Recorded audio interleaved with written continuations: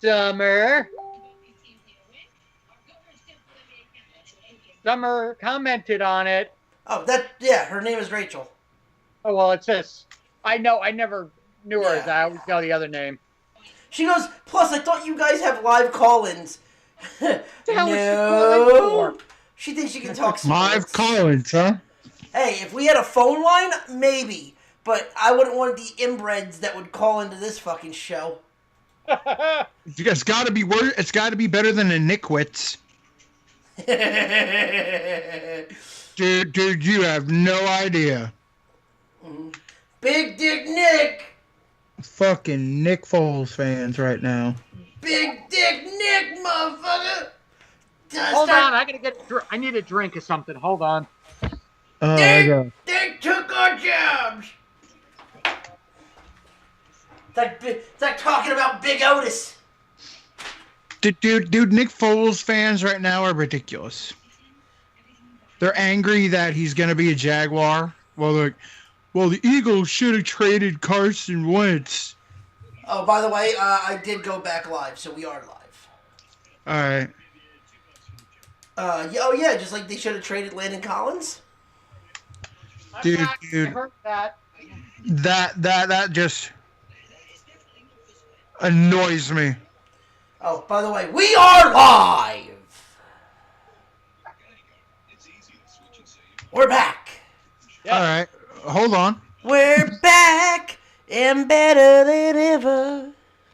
Back in the New York groove. All right. So, where is it? Oh, god damn it. I don't have it on here no more. Looking for that. Fuck! I gotta do it again. Come on. I saved it, and it just was like, yeah, the thing was like, nope. If you want to save your comment. Maybe. Fuck. Let me see here. You're just about to say fuck my life? What? It sounds like you're just about to say fuck my life. Yeah, fuck my life. There we go. Yeah, you know. Oh, lordy.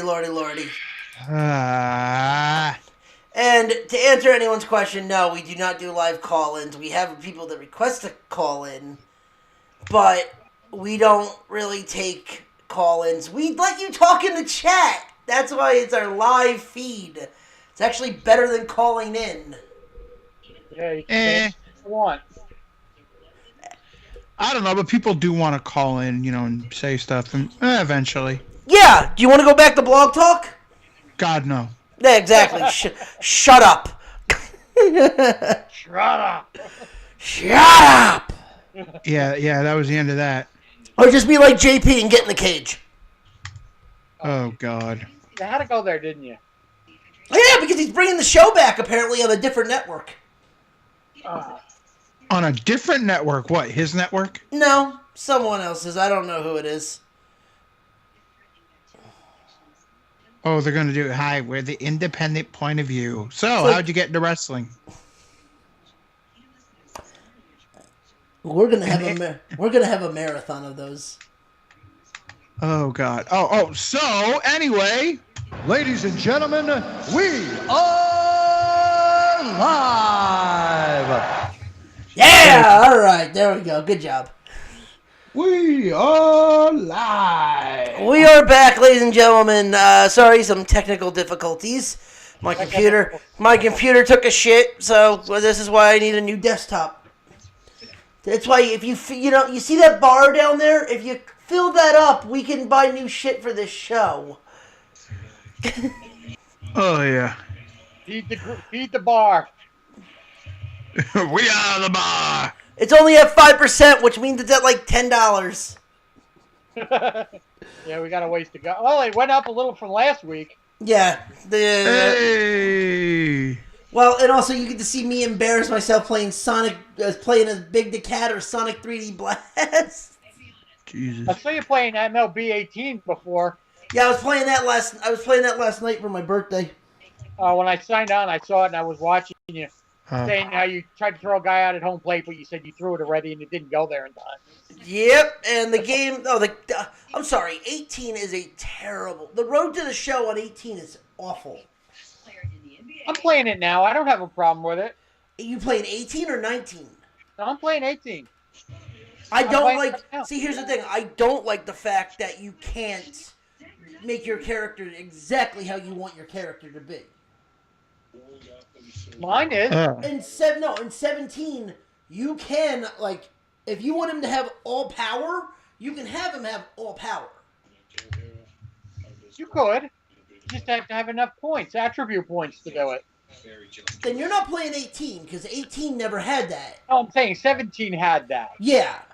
18, yeah, 18 is you only train one thing at a time. But yeah, that part I'm not crazy about. But all in all, the gameplay's not too bad. No, but it's whatever. But all right. So where were we? Rhonda. Yes, we'll not stick too long on this. But Chris, what were you saying? Because I know you before the computer went down. I know you had something to say about it. What? Rhonda. Oh, Rhonda?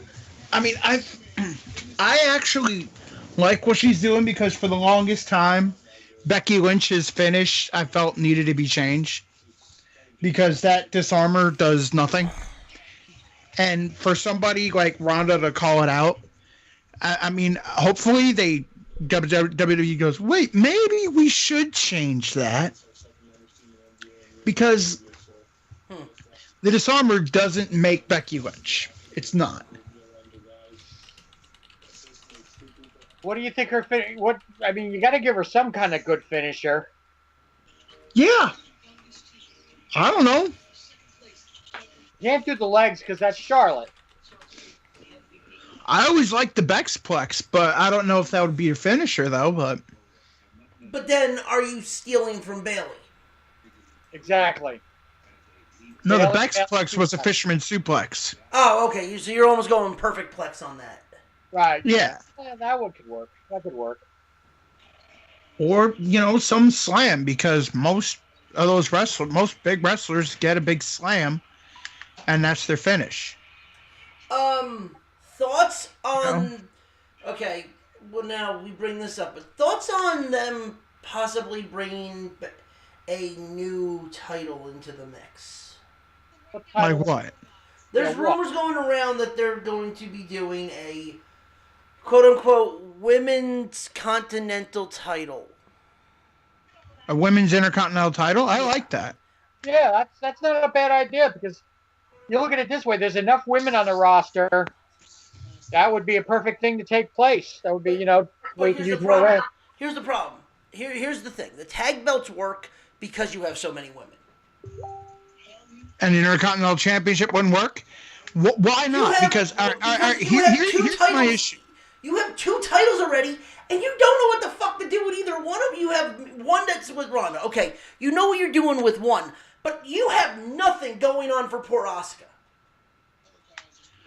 You got nothing going on for Asuka because nobody cares right now. Hey, Asuka's also made it. hurt. Yeah, they're that too. So don't be. The thing is, first off, to say, oh, they don't need a women's intercontinental title. Why not? Why not? Because Dude, then you know what? Then you know what though? Where feds go, oh, we have a women's title. We don't need another singles title because then and it's take like away- the women's. It's hold on. It's like the women's division all of a sudden is like a novelty, and it's not a novelty anymore. No, but then take not. away. Then make it one world champion. Don't have it for two shows. Make the SmackDown title the Intercontinental title. Then don't have two world heavyweight. Don't have two women champions. Yeah, they do with the men. They should. Exactly. Yeah, and where's the Universal title been? Well, yeah, it's been on That's block. not my fault. They need to get rid of the Universal title too. It should. I never liked the Universal title. I think it should be one champion. There should be one champion, never two shows. You made the title the main part of your show. The mid-card titles is what made the other shows. Remember, 90% of the back in the day, 90% of the time, you would close with an Intercontinental title. You would close Yeah. out Raw. Raw and SmackDown used to end with IC women's title, IC title, or US title. Yeah, well, So what's everybody? But then all of a sudden they made, but then all of a sudden they made the freaking other shows, and I was like, why does it used to have one guy goes to both shows, and it was that, and I was okay with that but here's the thing. As much as the women need an IC title, okay, fine. But then what happens if they start putting too many titles again? And we're gonna get oversaturated with title belts again. I hated that. The fact that back in the day in the Attitude Era, you had the light heavyweight champion, you had the hardcore champion, you had the European champion, the Intercontinental champion, and then you brought in, and on top of that, then you brought in 2 tag titles. You brought in the US title when WCW folded. You brought in the cruiserweight, which you got rid of the light heavyweight, but whatever.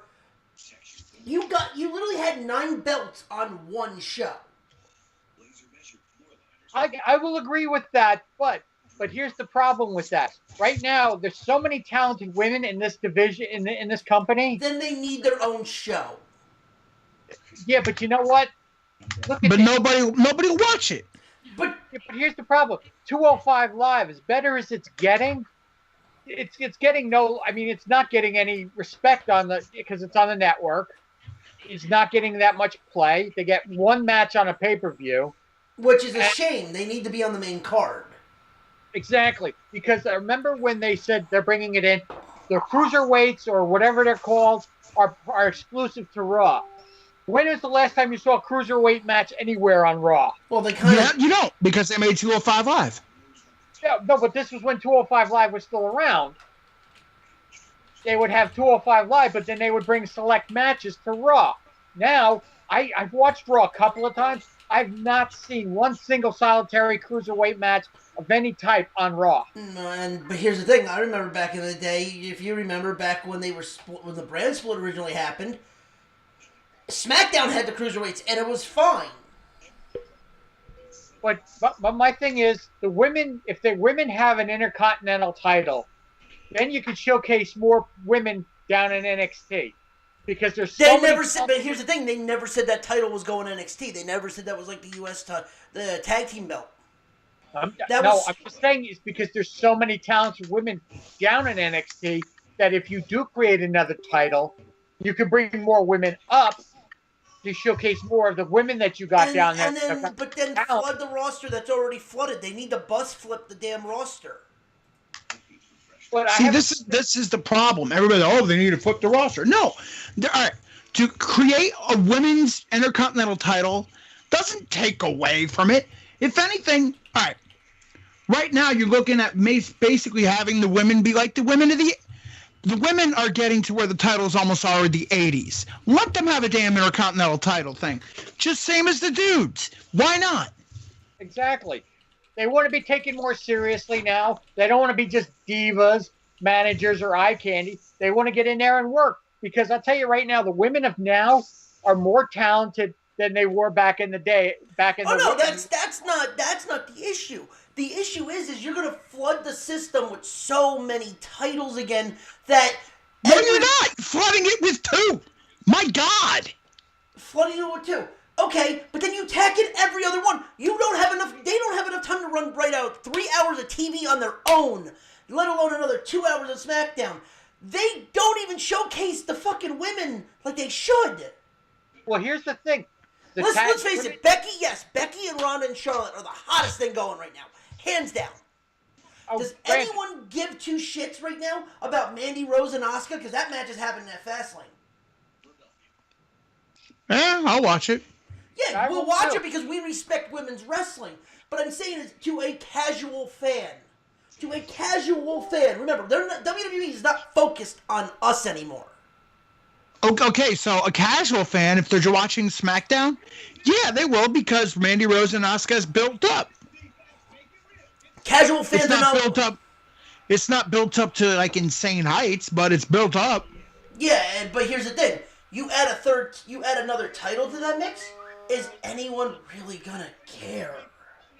I believe so. I believe they will.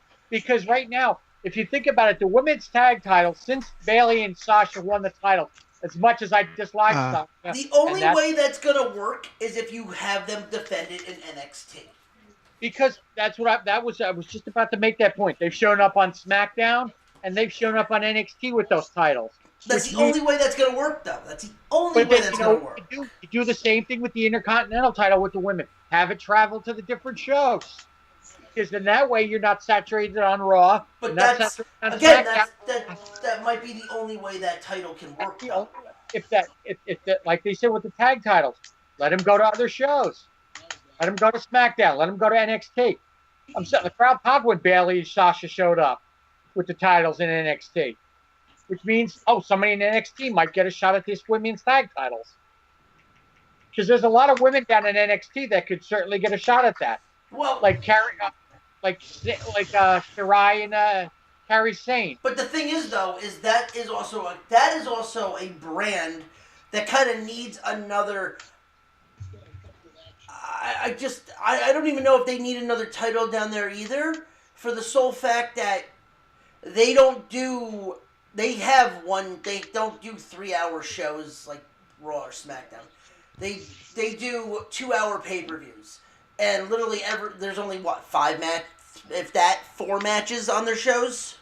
And they have 3 titles there. They only have 3 titles down there. Right, the North American, the NXT, the women, and that's it. Now the women's title, the tag 4 titles, title 4, North American, and the tag titles. But other than that, one more title down there, that wouldn't hurt it. No, like a women's, a women's Intercontinental Women's United States title. I've seen no problem with that because it's just like the dudes, and if the girls are supposed to be taken seriously, just like the dudes, they should deserve that. I mean, I'm sorry to say, tag team wrestling is dead. I'm sorry. You're not wrong. I don't give a shit if you're a Young Bucks fan or what. Tag team wrestling is fucking dead. Yeah, I am a fan of the Bucks. It's hard to make a living off of tag team wrestling. How the Bucks have done it is insane. They're you know what it is? Not only are they good wrestlers, they're marketing geniuses, the two of them. Yeah, but I don't know. Me as a wrestling fan, I don't watch the Young Bucks. I don't. I don't care. I don't give a shit about them. I don't care. Okay. I'll bring this up. Look at my greatest example with a place that was flooded with too many belts. Look at WCW late 2000s. Okay, that's not going to be the women's division if they include an Intercontinental title. But that's every... Dude, I'm not even talking about the fact that it's the women's division. I'm saying WWE has too many titles on its own. They don't. They have titles for a show. It's not like they have the hardcore title. They're bringing back the European title. Where did you read this? This has been the thing. Fucking Tuna Meltzer fucking reported this shit. Yeah, well, saying they're gonna and it actually happening are two different things. Yeah, what happens if they do? What happens if they do? Well, if you think about it, you know what? If it does come back, put it on NXT UK. Let it be over there. There you go. But that's the thing. They're not gonna put. But that's the thing. They're not gonna put. Why would you put a European title on a European show? Oh no, that's what you do. You put it there, but you know that's. But WWE's not gonna do that shit because it has too much prestige. Really? We're talking about Vince here. Wait. The European title has prestige. It did. It has had prestige since Davey Boy had it. There, thank you. Davey Boy was the last one they bring. Regal. I'm sorry. Look, Regal, but Regal never held it that long. Davey Boy held it longer than Regal. Obviously, he won it in. Yeah, he lost it in England. That was a. And the one guy that held the title that I didn't give two craps about is when D'Lo had it. Yeah, nobody cared. Kurt Angle had it, but he called himself the Eurocontinental champion. I remember that. And I think when D'Lo had it, correct me if I'm wrong, every week he was from a different country. Wasn't that Al Snow? Oh no, I'm wrong. You're right. You're right. I think it was Al Snow. Because he came out as Italian. All right, you want to know why that they keep bringing back belts or they put new belts and new titles? Revenue? No, not only that. They got too many wrestlers. All right. Do you give a shit? Does the casual fan give a shit about so-and-so versus so-and-so more without a title or so-and-so or so-and-so for quote-unquote, for whatever title it is? Depends on how it's built up. Exactly. Title fights always have more build-up and more hype. They always do. I don't care if it's I mean, you look at the freaking UFC because the UFC's trying like, all right, Conor McGregor and Donald Cowboy Cerrone. I'll be right back, guys. All right. McGregor and Cerrone right now is hitting a snag. And what Joe Rogan said, the snag is UFC's trying to find something to put on it with it because they don't want that to be a main event. They want that to be a co-main event, but they want to have a title fight on the same night. Right. They want something to not compete with, but to be like, hey, if you don't like Conor McGregor, you might like this guy. Like, if you put, like, as much as I don't like him, if you don't like Conor McGregor, but you like Bones Jones, well, we have this. No, not just like that. Not like if you don't like this, we have this. No. It's because you get more attention for title fights. Right. Yeah, or like title fights or like always a Silva, draw more attention. Or like a Silva, or a draw, or a name draw. Like, look at, all right, the Cejudo Dillashaw UFC fight night on ESPN 1. Yeah. With the Cejudo Dillashaw fight, the title fight, that got more pub than any UFC fight night there's been so far. That got pub like a pay-per-view. Not only because it's ESPN, it's ESPN going back to UFC, UFC going on ESPN and all that, but because it was a title fight, and there's so much hype surrounding a title fight.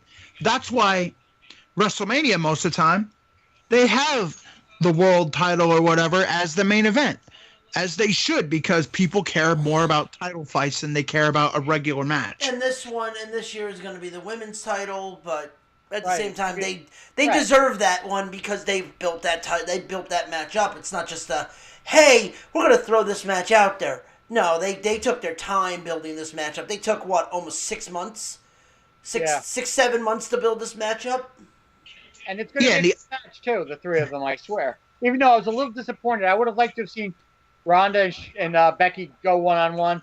With Charlotte, it's interesting. Here's the thing. I'm okay with that because it kills two birds with one stone because they all have beef with each other. Exactly.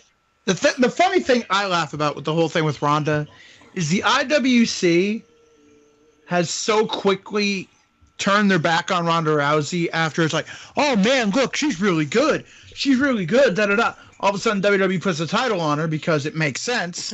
Yeah. Yeah. Yeah, it makes financial sense. And all of a sudden, they're like, yeah. Then all of a sudden, they're like, boo, boo.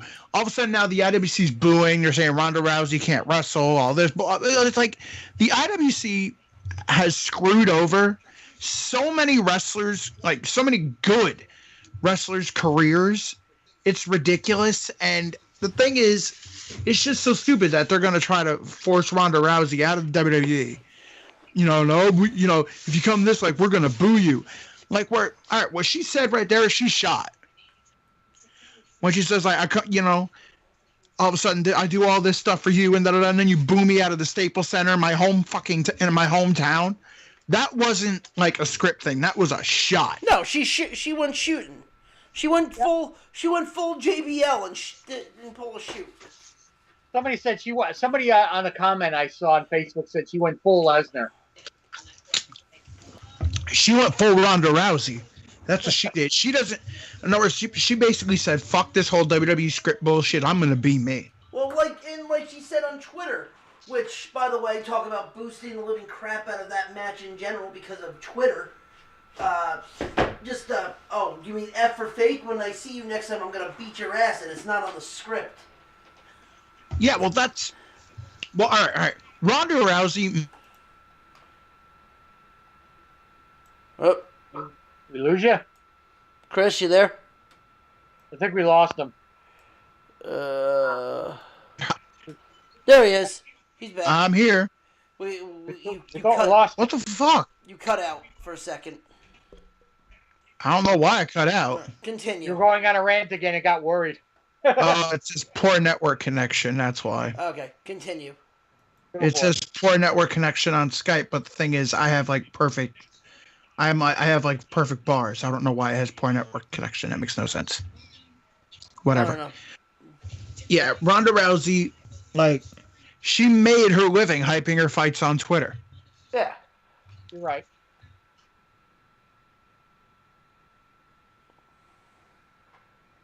What the hell? Did we lose him again? No, for some reason it's going to say that he has poor network connection. I can hear you fine, and you can hear me fine. Yeah, I don't know. Oh, lovely. Oh, God. Oh. Hey, live TV, live radio, woohoo! You wanted to, well, until he comes back, did you see, I don't know, do you go to Mets.com at all? No, I did not. Not recently. Hey, Chris, hold on. Hey, Chris, if you can hear me, drop out and drop back in. Maybe he's just gonna... Maybe it's just... All right. Here I am. Here we go. All right. What the fuck? I got knocked out. Hey, you did get knocked out. Okay. Yeah, Skype closed on me. Maybe that's better. All right, hopefully.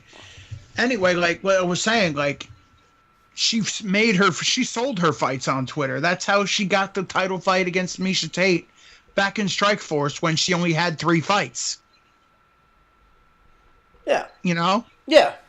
Because people were because nobody was oh yeah, well, Miesha Tate, not going to fight Ronda Rousey right away. All of a sudden, Rousey shoots her mouth off, and Tate's oh, I'll shut it up. I'll shut her up.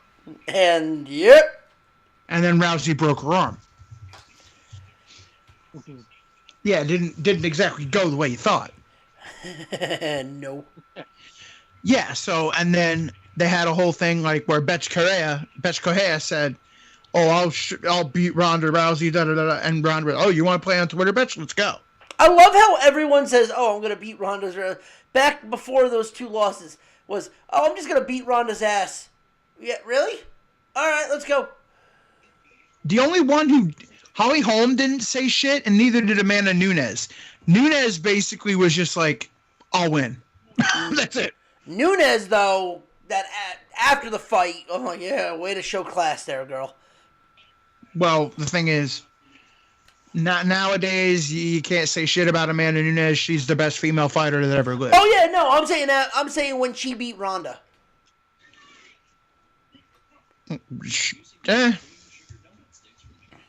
It's for her to come out and say what she said during the press conference, it's yeah, the woman that you just beat kind of paved the way for you.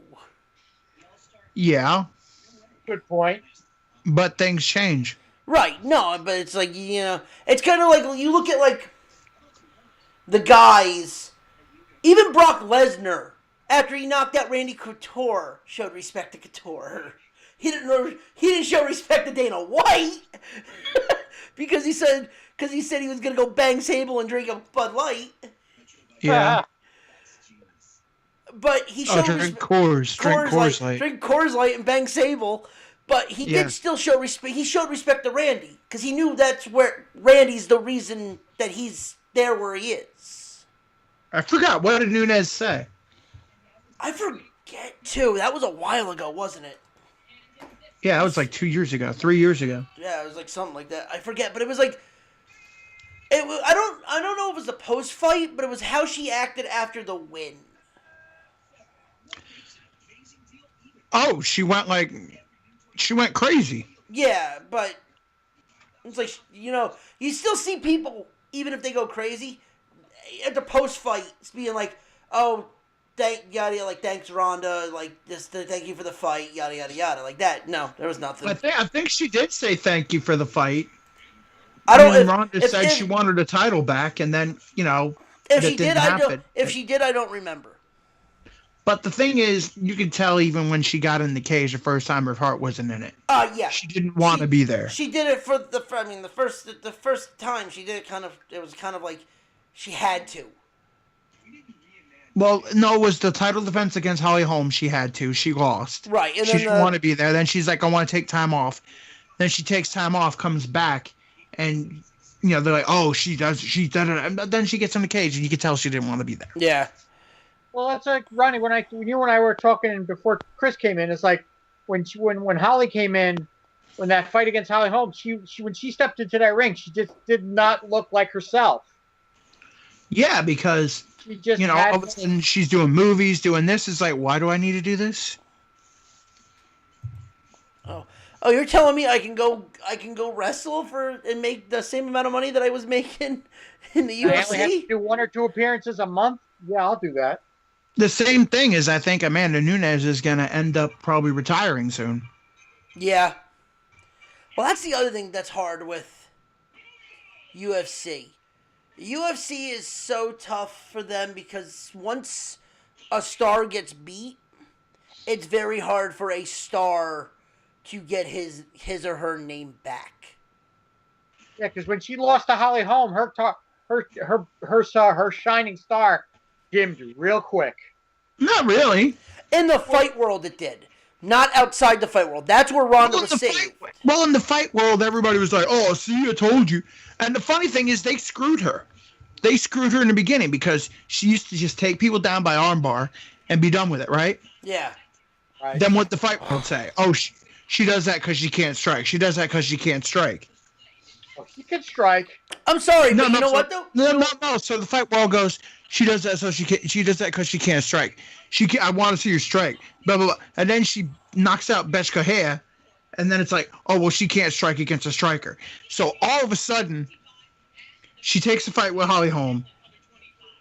Rather than doing the smart thing, the Ronda thing, which is take her down and submit her. Yeah. What does she do? Try to fight. She tries to strike with her. And then went to shoot and got kicked in the face. Well, she tries. Well, first off, she tried to strike because the fight community or internet fight community, IFC, I put it that way. Yeah, the IFC. we're saying, oh well, she can't strike. She can't strike. Watch her. She can't strike. It's like after a while, you hear too much, you get annoyed with it. It gets in your head. Yeah, it's like, oh, she's this, she's that, but. Yeah, but. Royce Gracie is one of the greatest MMA fighters that ever lived, right? Yeah. Yeah. Nobody was like, oh, he can't strike. No, he would feign getting knocked out or knocked down, then the guy gets down and, put him in a choke or whatever and tap him. Well, literally the greatest rivalry in UFC in its early days was Gracie Shamrock. Yeah, Shamrock would knock out people. Royce Gracie would submit them. Yeah. Oh, those were beautiful fights. I remember those. But here's the thing. It was the tale of two different styles, but at the same time, Shamrock did have a wrestling background. So he was able to try to defend Gracie's jiu-jitsu. Correct me if I'm wrong. Was Dan Severn or just a wrestler, or was he a striker too? No, he was. Severn was a striker. I think Severn was a striker. And a wrestler. Yeah. No, Severn was a wrestler. He did more wrestling, but he could dabble and stand up. I mean, like, if you still look at it, when you mention people like, MMA, like, you mention like UFC, besides Shamrock or Gracie, the first name everybody thinks of is Liddell. Unless you're like us and think, what is it? Liddell Couture, Tito Ortiz. Yeah, well, everybody remembers Chuck Liddell because of the look. Iceman, baby. Yeah. Yeah, that's what was the hottest. Or Dance. I mean, Dance was the hottest. I mean, unless you know UFC, then you know people like Tank Abbott and Tank Abbott from WCW is 3 count. Yeah, but everybody remember. They But made a when you joke on mention, yeah, but when you mention the UFC like fighters like back that the most The popular original, people, yeah, it was Tito Ortiz, Randy Couture, and Chuck Liddell. Those were your right? three. Everybody knows Liddell. Everybody knows Chuck Liddell. Like, oh, Chuck Liddell. Yeah, And I got a couple names I could throw out to you. Remember BJ Penn? yeah, I Yeah, know. of course. He's I was gonna fighting. He's still fighting. Is he really? I haven't heard the name in a while. That's why. I guess it kind of threw me. Like I said, you got that it's- Forrest Griffin, Shogun Rua. Shogun Rua. Wow. Yo, it's pretty sad. It's pretty sad watching him fight, though. Yeah. Oh yeah. But at the same time, like, all right, you're saying all that, like, where people are, oh, well, I mean, but those people didn't go, oh, I want to see them submit somebody. It's not like that. It's like, oh, she can't do that because she can't, So all of a sudden, it threw her game off. Then she starts thinking, well, maybe I got to knock out Holly Holm to prove a point. And it was stupid. It was a dumb fight. I mean, yeah. You look through the years. You look through the years in UFC and just rivalries. Ronda rivalry was the crowd. Yeah, because there were some people that didn't like her, some other people did. Other people loved her. It was hard. I thought the fact that I wanted to see when someone was actually going to stop her. That was my whole thing. Like, I was looking at her, I'm like, this is amazing. When is someone going to be able to stop her? Because they should know her game by now. Oh, wait, they can't? Oh, okay. Shit. Okay. And that's the IF and enter the IFC going, oh, she can't strike. And all of a sudden then she starts working on striking more than anything. When if you have a ground game that's like completely Olympic level world class, Well, that's why how. are you doing anything else? See, that's how, like, people like. Oh, sorry, John. Hold on a minute. That's like people like that when you look at, like, Vegas, how they're going to bet. You don't look at, oh, what is he? And, oh, everyone's like, oh, he's an MMA fighter. No, what is he? Is he a wrestler? Is he a kickboxer? Is he a boxer? Is he jiu-jitsu? What is his main strength? Because that's how I'm going to look at how I pick my fights. That's what I'm worried about. With people bitching about Henry Cejudo all of a sudden, like, dude, do not get away from your Olympic wrestling. You are an Olympic gold medalist, and you are an Olympic gold medal wrestler. Do not, all of a sudden go, oh well, I need to learn how to strike. No. But that's also what makes. I mean, if you want to accentuate your game, yeah, no problem. But don't get away from what brought you to the dance. I mean, that's like the freaking Eagles being like a pass happy team, and all of a sudden, oh well, they're gonna all of a sudden be 2 yards in a cloud of dust. No, it makes no sense. No, don't go away from what brought you to the dance. Like you're the Golden State Warriors. You run transitions, you shoot threes. All of a sudden, they start playing half court, big man basketball. It makes no sense. Yeah. So, John, what were you gonna say? Sorry. Honest God, when Ronda went in there against Holly Holm, how many people, and you guys are included, how many people actually thought Holly had a chance in hell of beating Ronda that night? Nobody did. Nobody did. No. If you were a betting man and you heard, oh, Holly Holm going against Ronda Rousey, who would you have put your money on? I think you know what?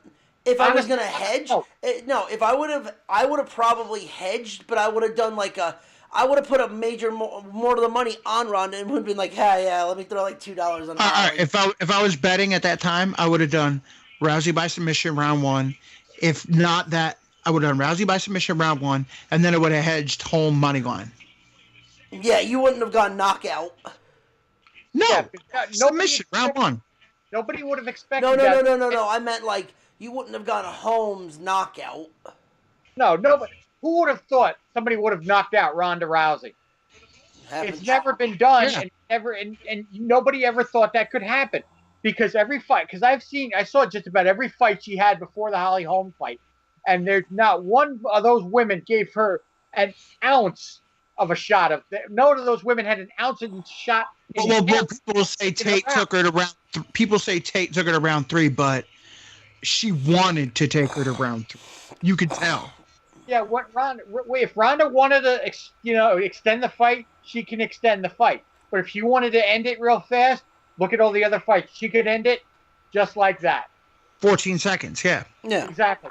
So, 7 seconds. It's like nobody in there. I remember I actually went. I was at a bar watching that, and when Holly knocked her out, the bar was like, I swear to God, you could have heard a pin drop in there. They were like, did that fucking happen? Did Ronda just get knocked out? Yeah, everybody's shocked, and all of a sudden somebody goes, "I told you so," and then, just shut up.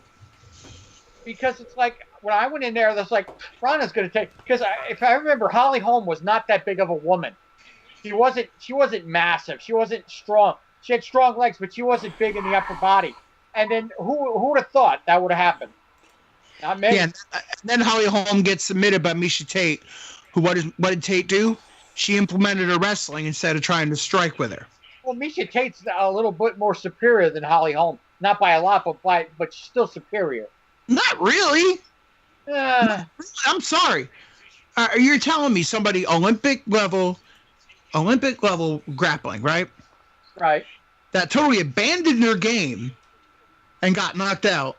And then you have somebody that does like, I just learned it in the gym wrestling. And didn't really strike with her. I learned it in the gym wrestling, learned it, I'm getting better at jiu-jitsu. That shit. She lost the mental fight. She grappled. She grappled a world champion kickboxer and won. Why? Because she decided to completely abandon the strike game and went to grappling. Yeah. When knowing that Holm couldn't grapple with her. But then you have an Olympic level grappler could totally abandon her strike, totally abandon what brought her to the dance to strike. Here's another thing. Here's another thought. I mean, this could be a far-fetched one. You can tell me something. Maybe another thing, when Holly came into that fight, she probably was coming off such a high over beating one of the most dominating women in UFC, thinking, if I could beat her, I could beat anybody. She might have come in a little too overconfident, too. Yeah. Yeah, about it. The thing is, the IFC has their darlings, okay? But they have their darlings like Dillashaw, Cyborg. But am I wrong, though? You think she came in overconfident or no? What? You think Holly Holm went into her next fight a little overconfident? Oh, yeah. Yeah, because Rousey destroyed Tate twice. So I just knocked out Rousey, so why would I not destroy Tate? Oh wait, I'm just gonna pin you down and knock your ass out. Okay. No, she pinned her down and choked her out. That's all she did. Yeah. And then Tate went against Nunes and got completely manhandled. And all of a sudden Tate ran into the evolution of the women's bantamweight division. And the Rousey fight, I won't say, Rousey abandoned this. No, Rousey got fucking destroyed. He did. Because it was the evolution. It was the whole evolution of the women's bantamweight division. But the funny thing is, I don't know where that bantamweight division is going to go once Nunes retires, which he's already hinted at. I mean, she's like, I beat Cyborg. I'm never doing fighting featherweight again, so I don't know what they're going to do with that. Well, that's the other thing too. Who would have thought that she would have beaten Cyborg? Nobody thought that. Nobody thought she would have knocked out Cyborg in 50 seconds. That was impressive. Yeah, it was. And then Nunes was like, I don't want to fight featherweight no more. So all of a sudden now, is the featherweight division done, or what's going on with it? Because, you have the flyweight division in the UFC, you have the strawweight division, you have the bantamweight division, and the featherweight division was for women that are more 145, and they had a whole season dedicated to finding featherweight fighters. But now you see most of the featherweights fighting. They're basically just bantamweights fighting featherweight to get a shot in UFC. And as soon as they got a shot, they moved back down to bantamweight. Yeah. And then you have like Macy Chiasson, who was a true featherweight, who has fought at 155, 145, a true featherweight. All of a sudden now, she just whooped her first fight She worked Gina Mazzani in at 135. I think the UFC is getting rid of the featherweight division, which sucks for people like Megan Anderson, who fight at true 145. Well, what sucks is with that is like you look at just the division is you're getting rid of all these people. You bought out 90% of the damn. The only other UFC that's on TV is Bellator. Well, there are other feds. I mean, it's like you didn't buy out the division. I mean, they're getting rid of the division because everybody moved down because nobody wanted to fight Cyborg. Right. Well, That's now Cyborg is kind of floating around in no woman's land. Well, if she's done with her contract, or she decides to retire, they could bring back the 145 and women will fight at 145 again, because that was the whole thing. They were worried about fate. They were completely worried about facing Cyborg, which the thing is, 135 you have to face Nunes. I mean, what are you gonna do? Yeah, but.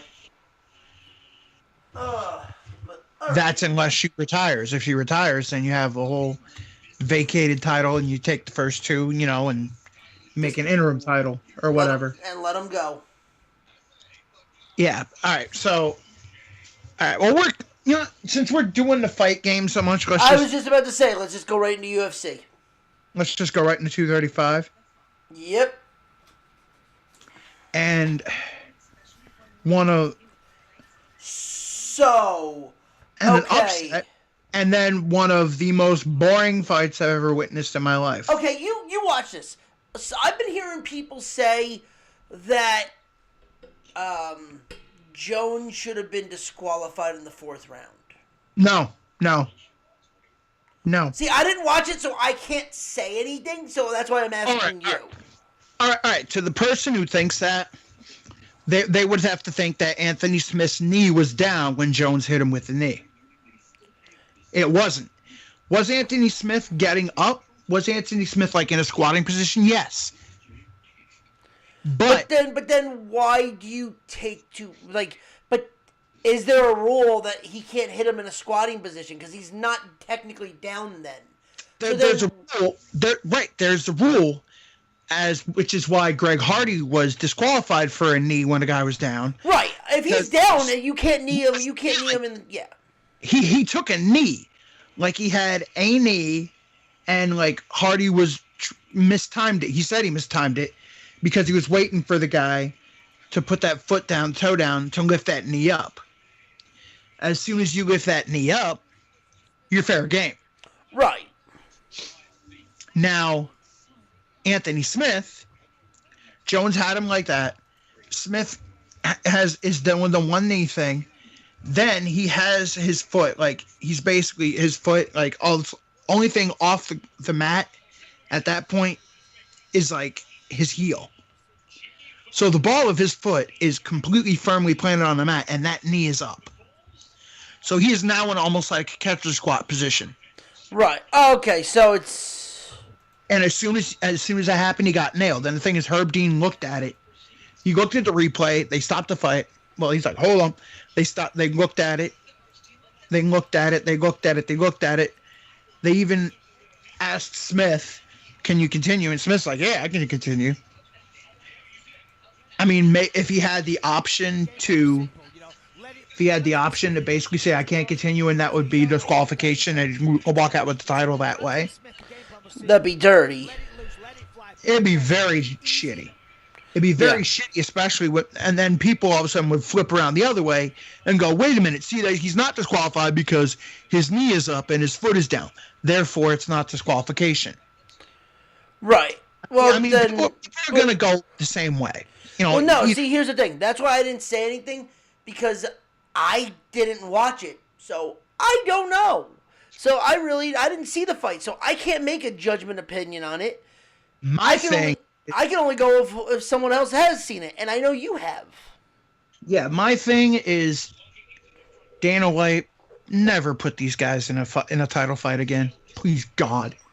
Let's just never have Anthony Smith fight John Jones again. Let's just pray to God that his piss don't come back hot now. It was Yeah, haha. It was awful. Dude, no. What do you do? Like, let's just play hypothetical then. What do you do if you're Dana White if his piss comes back tainted again? Well, first off, he took a drug test before the fight, so it's not. I know. Well, but I'm just saying. There's certain times where like we've seen this happen before in the past. What if this happens again? Well, I don't think it's a piss test. I think it's more of a blood test. I think they take the blood. Do they do a blood? I think they do a blood test before and a piss test after. I don't know. Well, first off, is the thing that the one thing that comes back positive isn't even PEDs. No, it's like Quaaludes or something like that. It's not even Quaaludes. It's like a trace. It's like a little tiny bit of something, and they've even determined that it's not PEDs. It's not anything. It's just something that Nevada doesn't allow, but California allows. It's something that I don't know what it is. Maybe it's in a sports drink or something. I have no idea. But it's not a PED. There's no way you can gain a competitive edge from it. Watch, it's in there. It's in UFC's products. It probably is. Yeah, I mean, who knows, right? Yeah, it probably is. Hacker 2. But I don't know. Who's a bigger idiot? Dana White for putting that match together? Or Walker for breaking his own fucking arm? Hold on. Sorry. So, Johnny Walker won his fight. Who did he have? Who did he face? He fought, Oganov or whatever. Knocks him out. Does a salute feint. And breaks his arm. He doesn't break his arm. What does he do? He dislocated his shoulder. He's out 4 weeks. He's out 4 weeks, and then he can come right back training and probably fight, and then probably another 3. Still an idiot. It's not an... I mean, hey, you celebrate. If it happens, it happens. I mean, was Grammatica an idiot when he jumped up and he all of a sudden he landed wrong on his ankle? No. I mean, you celebrate. I mean, to make fun of somebody. I mean, yes, you make fun of somebody because they got injured when they celebrated, but you can't turn around and go, "Well, you shouldn't have celebrated." No, because you would do the same thing, and if you say you would not, you're lying. Not that way. But also at the same time, after making a field goal, I wouldn't jump up to tear my MCL. Well, he didn't jump up to tear his MCL. Like, oh, I'm going to tear my MCL. No, he jumped up for joy. It happens. It's kind of one of those things where it's like, if your leg is like your main money maker, wouldn't you want to celebrate in a different way? I'm just saying. What? If you jump up, you can jump up. I mean, and it's not like, you jump up. That's what he's done it. Wait. When you've seen Grammatica make field goals in the past, you've always seen him jump up for joy, especially with game winners. You've always seen it. He's always done it. Yeah, so all of a sudden, just one isolated incident, boom, it happens. But I mean, didn't that kill his career too? I'm just saying. I don't even remember if that killed his career. He was old as shit anyway. That is very true. Yes. So for Johnny Walker, who he's done the worm. No, that wasn't the worm. He literally did a fallen soldier. He saluted and fainted. Go back to UFC Fight Night Brazil. No, I'm saying what he did there was not the worm. I've seen him do the worm. Oh no, go to Fight Night Brazil. He does the exact same thing. He does the salute and he goes down like that and he does the worm. What happened was he did the salute, he went down, his arm was not in the right spot or whatever, freak dislocation. He said he's fine. It happens. Yeah, it's just funny sometimes. It's like, what the fuck, really? Oh, you're stupid. No, it happens. I mean, how many wrestlers have gone like, yeah, and all of a sudden they screw themselves up? It happens. Yeah, well, I know one match you're gonna say is boring.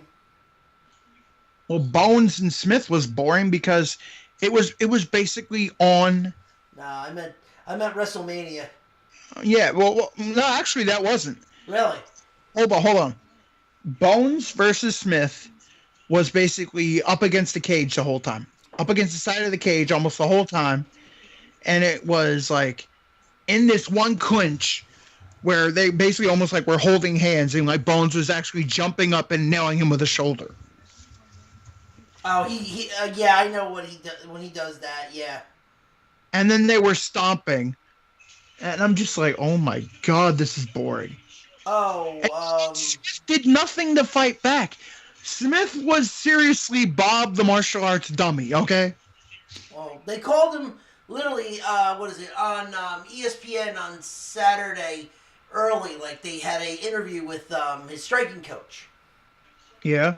And his striking coach called him the human kamikaze. What, Smith? Yeah. Smith was the human punching bag on Saturday. No, because he says he had... you know what? That was his second fight that ever went to a decision. I think he has like 44 fight, like 34 or 44 fights. 45 fights. 2 of those 45 fights have gone to decision.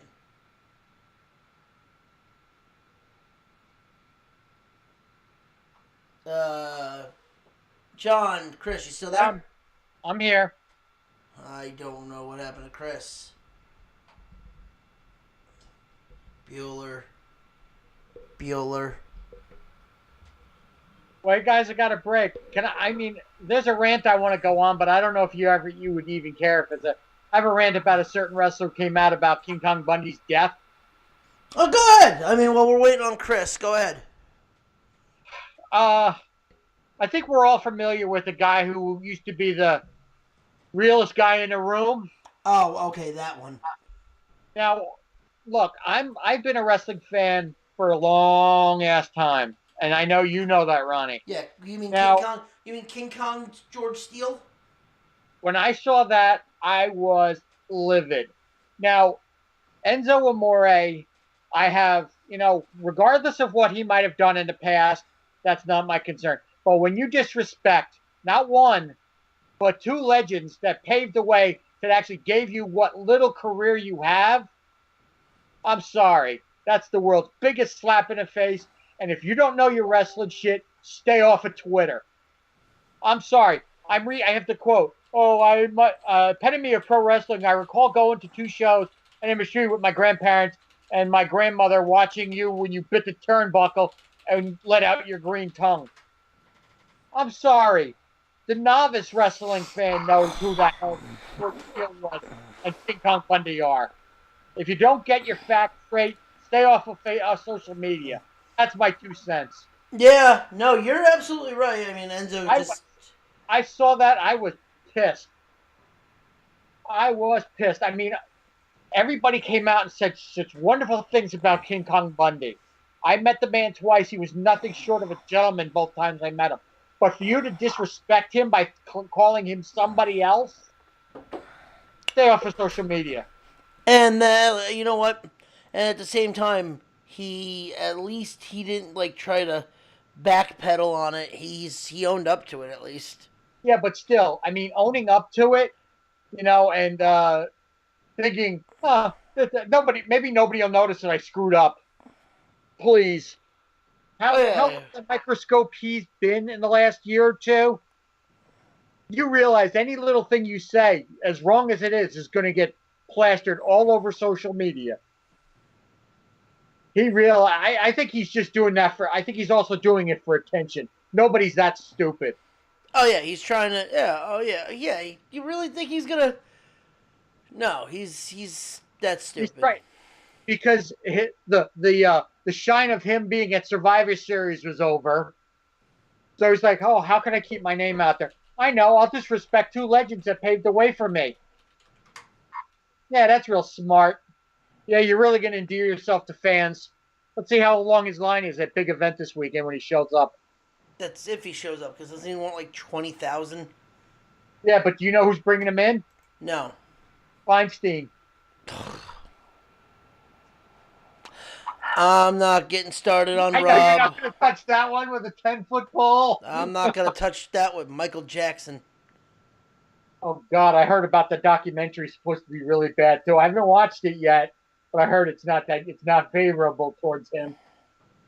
No, But- I mean it. All I had to say is, would you please take a seat? But you know what it is, and it's like I've never had. Enzo became the Steve Harvey of wrestling. Yes, he did, Joe. Yes, he Somebody has. said that? Yeah. Finally. Finally. No, because my stupid freaking retard, like my damn like internet went, like it all of a sudden just went off. It shit on you. I just went off on a rant on my. I just did a rant. You missed it. Okay. Good old Enzo. I went off on a rant on Enzo Amore. All right. Well, getting back to Yes. Jones and Smith here, the human punching bag. He Yes. did nothing. He did nothing. It's like Jones like swung, got him up against the cage, and that was it. And then it was like he got him down. He did a little trip. He's like, whoop, done. And then I was like, oh, he's going to go for a choke. He's going to go for a choke because I thought Jones is going to submit him. And every time he was about to, he's saved by the bell. Yeah. It was friggin' frustrating.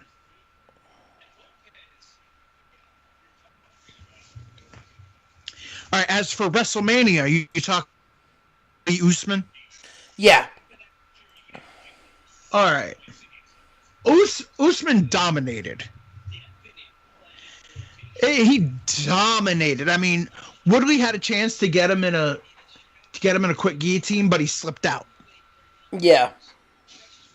He slipped out, but Usman dominated. I mean, it was your usual wrestling where you lay and pray, which is a little annoying, but he dominated. Yeah, we're it comes out to 3, where it ends up being whoever gets the first takedown will usually ride the 5 minutes out. Yeah, that's what happened. Like, he was getting the takedown, and then he's trying to go for ground and pound. He couldn't do anything. Yeah.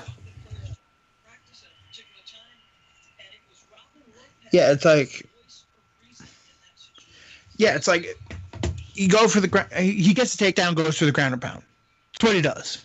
Yeah. No, that's... And he tries.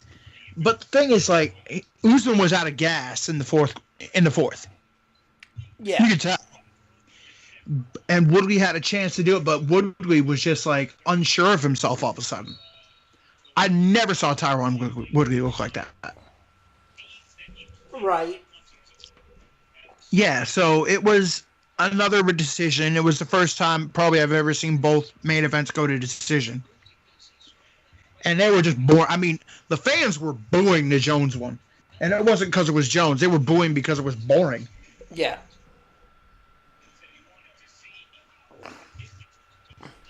Other than that, did you hear about Krokoff? Krokop retired? Yeah, retired from a stroke. Due to a stroke. Now, all right, so if we're going over UFC 235. Yeah. All right, the other ones. Cody Garbrandt was stupid. He had the guy. He had him dead to rights, basically. All of a sudden, he decided to get into freaking, like, slugfest with Pedro Munoz, and it didn't go his way. Tisha Torres and Weili Zhang, like, it was very basically a stand-up match. And I thought Torres won, but it is what it is. Did you bet on Torres? Yeah. Yeah, as for Ben Askren and Robbie Lawler,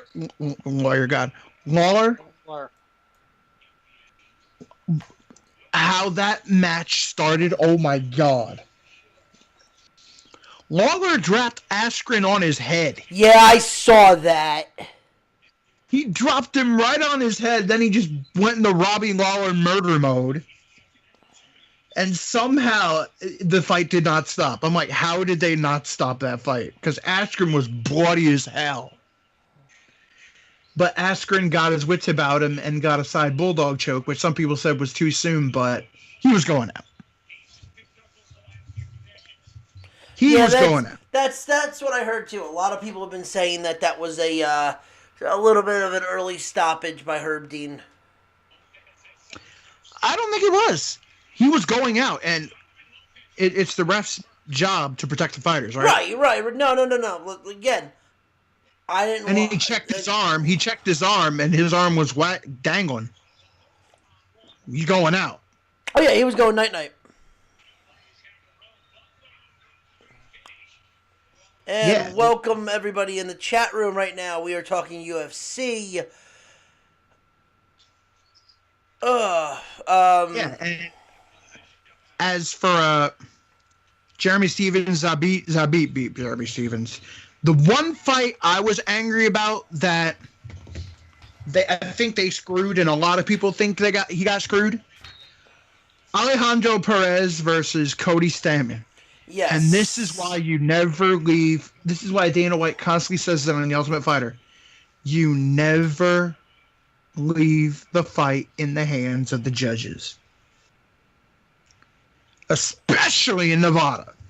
Oh, where 90% of them are, no offense to anybody that lives at Nevada, but if you're a judge for some reason in this, but why are you listening to us, they're very biased.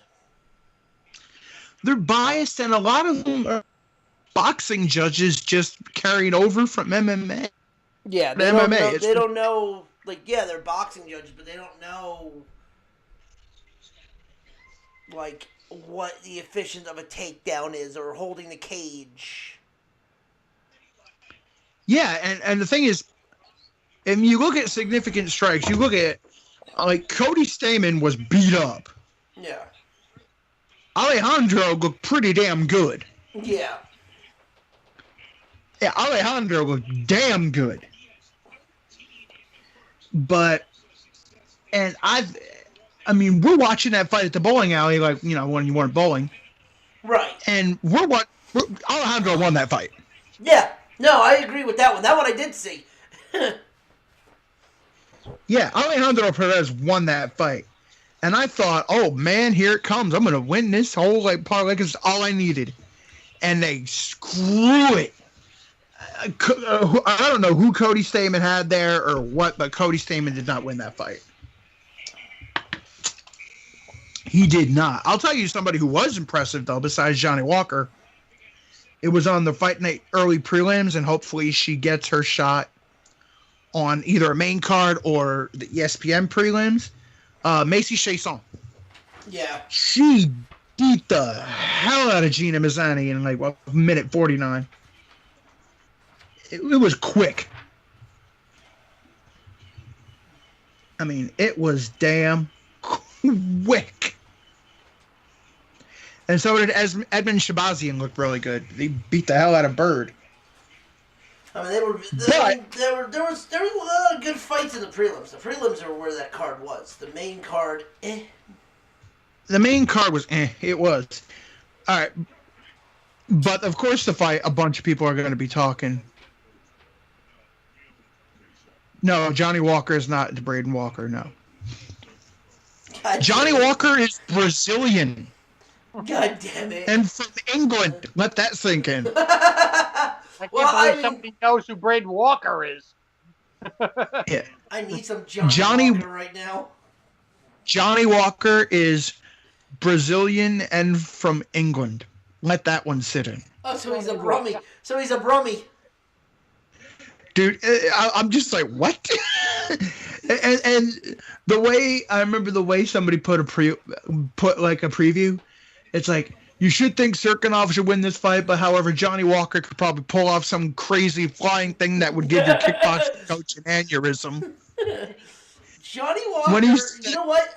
Johnny Walker's going to be the next big star of the UFC. Oh, Johnny Walker is destined to probably fight John Jones. I think he could probably beat him. That would be a great fight.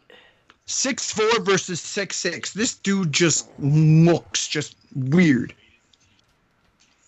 Don't worry, Joe. We'll get into baseball soon. And but don't worry. And of course, the fight that everybody wants to talk about right now. Because if you ever, even if you didn't watch UFC, you probably watched season 1 of The Ultimate Fighter. Yep, and oh boy, did you get a? And the champion of The Ultimate Fighter. Was he 1 or 2? He was. What? That was 2. He was season 2. No, season 1. It was light heavyweight, and I think it was welterweight at the time, or lightweight. And Diego Sanchez. Okay, yes, Griffin.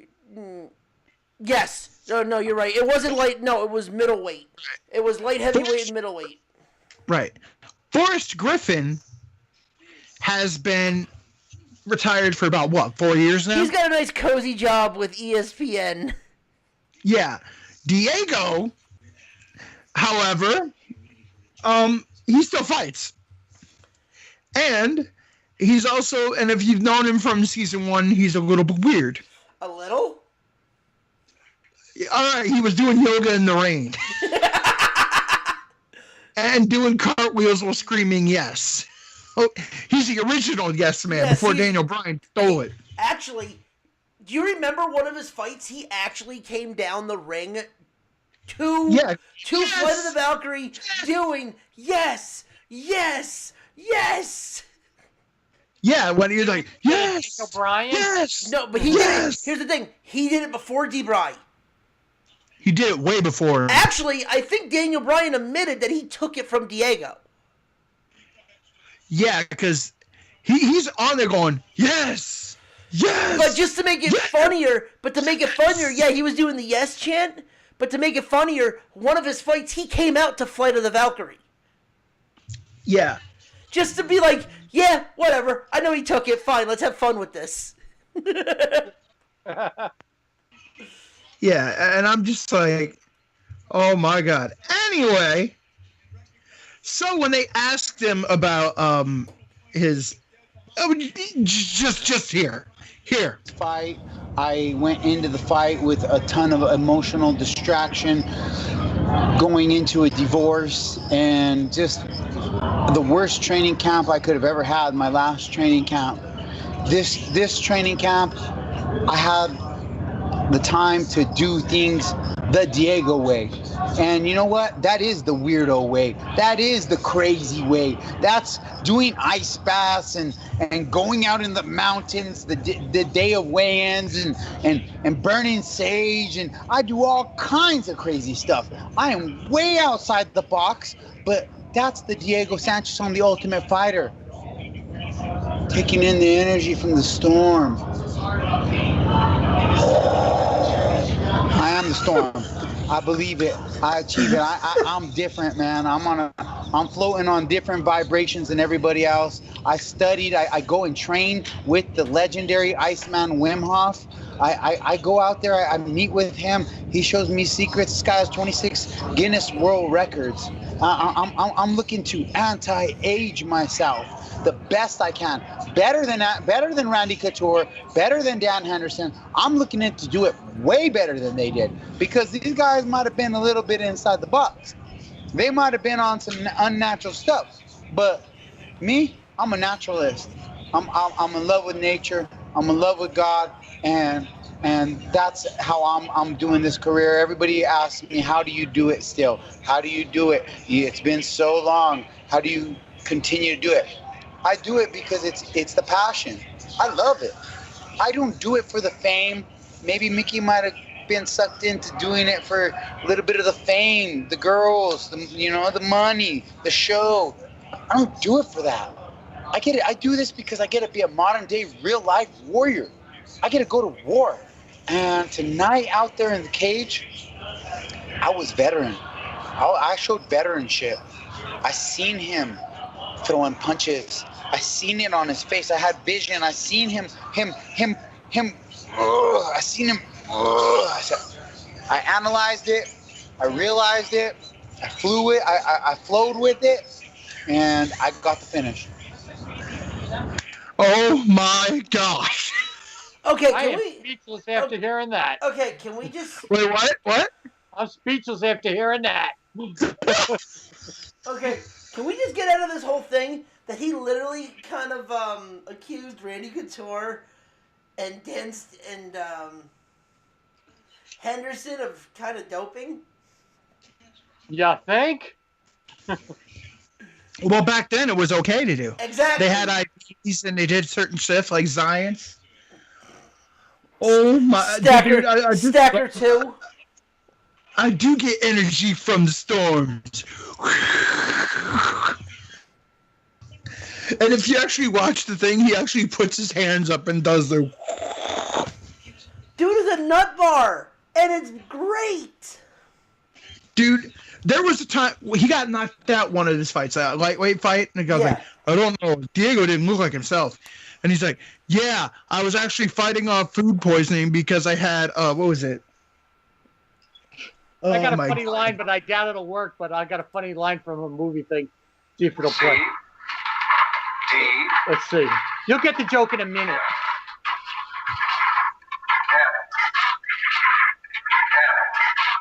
What are you people? On dope? What are you people on dope? Jesus Christ. Oh, God. Yeah, where was it? He said he was fighting off food poisoning from... I'm trying to remember this. Where was it? Oh, that's not... Ugh. Oh. Yeah, it was, he was fighting off food poisoning from a beef something, like... Oh, right here. His post-loss excuses when, like, he lost one. This is a dude that does, like, yoga and, like, oxygen deprivation mask and shit. Food poisoning. Was he Brandon Nimmo? He's just weird, man. Here we go. I wasn't myself last night. I sustained food poisoning from eating a beef tartare with raw quail egg as an appetizer at dinner. What?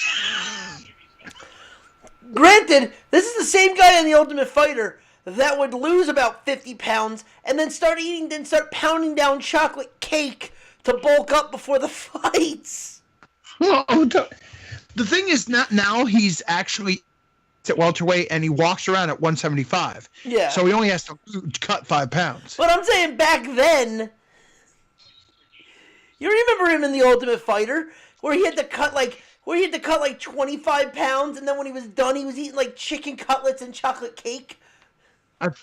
Maybe that's Diego. I forgot. Maybe. So basically, so we're clear. Steak tartare is raw beef slice, seasoned and mixed with raw egg yolk. Basically, the path to your foodborne illness of choice. raw meat and salmonella. And then raw quail egg doesn't sound much safer. No, what is he trying to go with the Rocky moment? Then Sanchez. Wait. Then Sanchez said he went on to tweet that he threw up from 2 a.m. to the rest of the fight day, and that the food poisoning sapped his energy. Oh. Why did you eat that crap? Especially the night before a fight. You know, I guess going up in the mountains didn't, yeah. Oh my God! Diego's a nut job. You think? Yeah, like his pre-fight open, like oxygen reduction mask workouts, yoga routines. Dude, Diego Sanchez is such a nut job, and I love it. But here's the thing, though. He is probably one of the last big name stars that are still around from the early 2000s. Dude, he is the last guy that's fighting in the Ultimate that was on the first Ultimate Fighter. Yeah. The last. Who was the other one that Forrest Griffin fought? It was Stephan Bonnar. But where's he? Stephan Bonnar retired. So did Forrest Griffin. Diego is still fighting wars. Well, Griffin on he's like top Slugfest, and Diego Sanchez is all over that motherfucker. Well, Griffin even came out and said, like, "Hey, listen, I can't do it anymore, especially not in light heavyweight, and I can't trim down to welterweight." Yeah, it's not happening. Yeah, Griffin was like, "Yeah, I'm done." Could be worse. You could eat 100 raw hard-boiled eggs before a fight. What is he? The fucking... What is he? What is he, from fucking Replacements? Dude, steak tartare and raw quail egg. He had to make sure it was quail egg. He is the Daniel...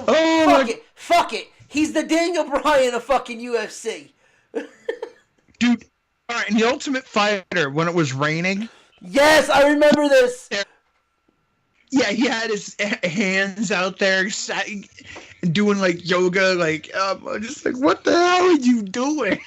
He needs to make oh my god, if he ever wins a title, I want him to see him make an environmentally friendly title to make fun of Daniel Bryan. Oh, he won't, because he's not like that. No, he's just weird. But I could see him just making a Velcro belt, being like, fuck it. Did anybody get the other part of it where he said training with Iceman Wim Hof? Yes. Have you ever seen the Iceman Wim Hof video? Oh yes. Dude out in the middle of the Himalayas in his underwear. God. Dude, this guy is I swear to God. Thank God he takes whatever he's taking and it doesn't have an effect on him when he takes a piss test or a blood test, because the amount of opiates he's smoking, he's gotta see visions. He's not. He's all natural. Diego has never failed a drug test. No, but I'm saying is he's gotta be on some kind of hashish that doesn't get through his bloodstream. That after he's done taking, he's going on a magic fucking carpet ride somewhere. He is the magic carpet ride. What are you talking about? Dude, no. Anytime he trains, yeah, he's the magic carpet, and all he's hearing in the back of his head, a whole new world. Oh, God. Dude, a whole new world. I am the storm. I am the walrus. Look at you. Yeah. No, what does he take freaking, like, he freaking burns sage and takes an opiate and listens to Sgt. Pepper's? No, he does burn sage. Yes, I know he burns sage. He takes ice baths, like really big ice baths. He gets the energy from the storms, man. Energy from thunderstorms. You got anyone? Sounds like Manowar video. He's literally turned into the Matthew McConaughey character from Dazed and Confused. All right. Dude, I'm wondering if the mascot of Manowar isn't Diego Sanchez. Oh. Energy, storms, power of the wind. I mean, come on. Holy shit. Diego Sanchez is Captain Planet. Yeah, Captain Planet turns into Don Cheadle. Oh, God. Oh, my God. Jesus Sanchez, Christ. And then, and Diego Sanchez at 55 is nothing like Diego Sanchez at 170 healthy. You can't compare the two men. I'm like, they're you. Hey. They lying to you, man. And the funny thing is, like a reporter goes, "What was that name? Wim Hof." That's Wim Hof. Look it up on Google. I'm just like, oh my God. No, don't look it up on Google. I'll look it up later. No, seriously, don't. Do, and then just be ready to be tripping fucking balls, because it's kind of questionable. Oh, Ronnie, before I forget, I sent you something on Facebook. You got to check out this guy with this home run. I don't know if you saw it. This guy broke every home run rule in the world. Dude, this guy has invented. This guy it does like yoga in like the middle of like freaking like ice Alaska at like 27 degrees. He's a psychopath. I don't know what he is. Psychopath. He's the mentor to Diego Sanchez's bucket of crazy. Oh, there's bucket and batshit crazy. Which one? This dude's a dump truck of crazy. That's bad. All right. Let's get on the other sports. I'm sorry, I had to. We'll save UFC Fight Night 146 for near the end, I guess. Yeah, when we do our picks. Yeah. All right, you want to just, since we're kind of in the middle, do you want to do our top 10 now? Yeah. All right, Ronnie, you go first. All right, well, first let's introduce this. We decided last week, if you weren't with us, to do our top 10 favorite sports movies. So we each have our own list, and we're going to just go around talking about it. And my number 10 is kind of an odd film that I stumbled upon, on Showtime at 2 o'clock in the morning. And I've loved this movie ever since. All Hail Harry Carey with Bleacher Bums. All right. That's a good movie. Good choice. And the remake. The one with Hal Sparks and that remake. The one, not the one that was made in 1940. I know which one you're talking about. It was some weird, some baseball team that nobody heard of, and it was like they changed seats to the bleachers. But they pretty much were the Cubs. Yeah. Oh yeah. They were the Cubs. They were the Cubs. Of course they were the Cubs. All right, Chris, you got a number 10? Keep going. I'm making my list right now. All right, John, go. My number 10. I mean, these are in no particular order, but the one, We Are Marshall. Good movie. I mean, when I had first heard about, I mean, I remember the story when it originally happened, but then when the movie came out, it's like I went to the theater, and I'm sorry, I'm not ashamed to say, I cried at the end of that during that movie. That was a sad movie, but it was very well done, extremely well done. Matthew McConaughey, awesome movie. Falcon, yeah, you had all those people. Chris, you got one movie for number 10? Still going. I'm still working on it. No, I'm still working on it. Are you gonna put it in order, or are you gonna put it? You don't have to put them in order, Chris. They could just be in any I'm order. gonna put it in order. Okay. I'm gonna put them in order. Well, I'm trying to see what the chat has to say, because maybe chat has a favorite film that they. Joe, if you got a film, write it. You know what? Since we're doing this, I'm gonna do my honorable mentions. I already know a movie that he's gonna have on there, so I'm not gonna say it. But Rocky 2. Good Motherfucker. I thought you were going the other one, Chris. I really do.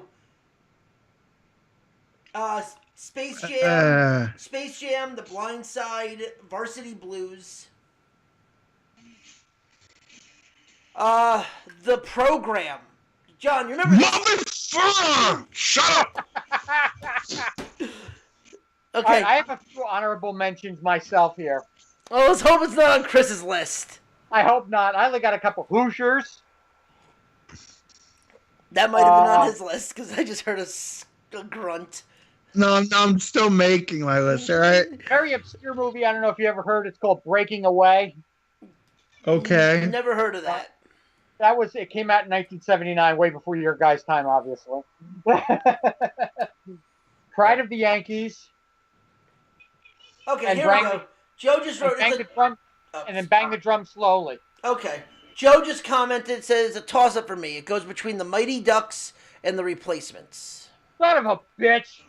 Those are on my list. Well, I'm still going to say them anyway. Well, I was going to say that was making an honorable mention either way, but... I know, okay. But, all right, you want to go with the rest of your list, Ronnie, and then we'll come back to me. And then by that time, hopefully Chris will have his?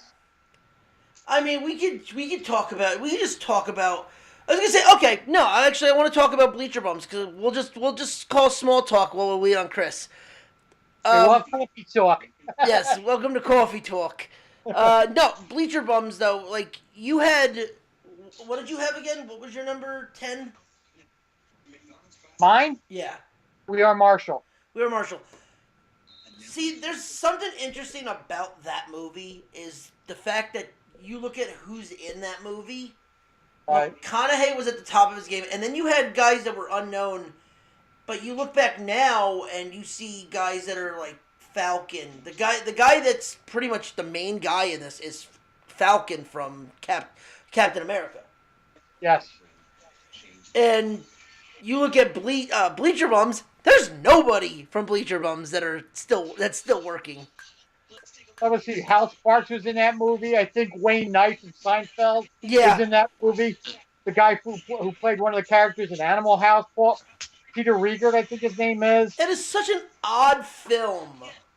But it's a good film. I will admit to that. It's a very good film. All right. Oh, wait a minute. Oh, Chris might kill me because I know his number one. No, you don't know. Not yet. What's your number 10? Anyway, all right. Honorable mentions. All right, if I'm going to do my honorable mentions, it will be Rocky 3. Okay. Rocky 4. Even though I love Rocky 4, it's not one of my top 10. Like, Kickboxer. Oh, that didn't even. I didn't even write that down. I thought about it, but I didn't put it down. No, so cow. Yeah. All right. And who really doesn't hold up for me? What was that? Hoosiers? I mean, right. Hoosiers really doesn't hold up for me. The only basketball movie I really more or less got into was Blue Chips, but that wasn't that good. No, you know what? That was Nick Nolte and Shaq, right? Nick Nolte, Shaq, and Penny. See, I don't want to say this one because I know this is a popular movie, but there's only one basketball movie that really holds up to me, but I'll say it at the end. So, what's your number 10, Chris? Eddie? Yes! No, yes! I'm making sure. It's Eddie? You have Eddie? No. I'm just saying, I know you did. Whoopi Goldberg, Eddie? No. All right. All right, my number 10 movie is it's wrought with a little bit of controversy because it's based on someone in real life, but you don't know how much bullshitting he was actually doing because they based this on it, and the main star has since basically said like probably a good portion of his bullshit. Jean-Claude Van Damme in Bloodsport. Wow. Okay. Good movie. This is it's based on the quote-unquote real-life Kumite champion Frank Dukes. But there's been a lot of things where he said that he did things, but they've since sort of proved him wrong. But that wasn't this the same movie that Jean-Claude Van Damme was so high on cocaine? No, that was Street Fighter. That was Street Fighter. I was just gonna say that was Street Fighter. Yeah, Bloodsport is probably the movie besides that other Never Give Up, Never Surrender, or No Retreat, No Surrender. That made Van Damme. Yeah, I was gonna say that. Yeah. He plays Frank Dukes, and it was like his first hero role.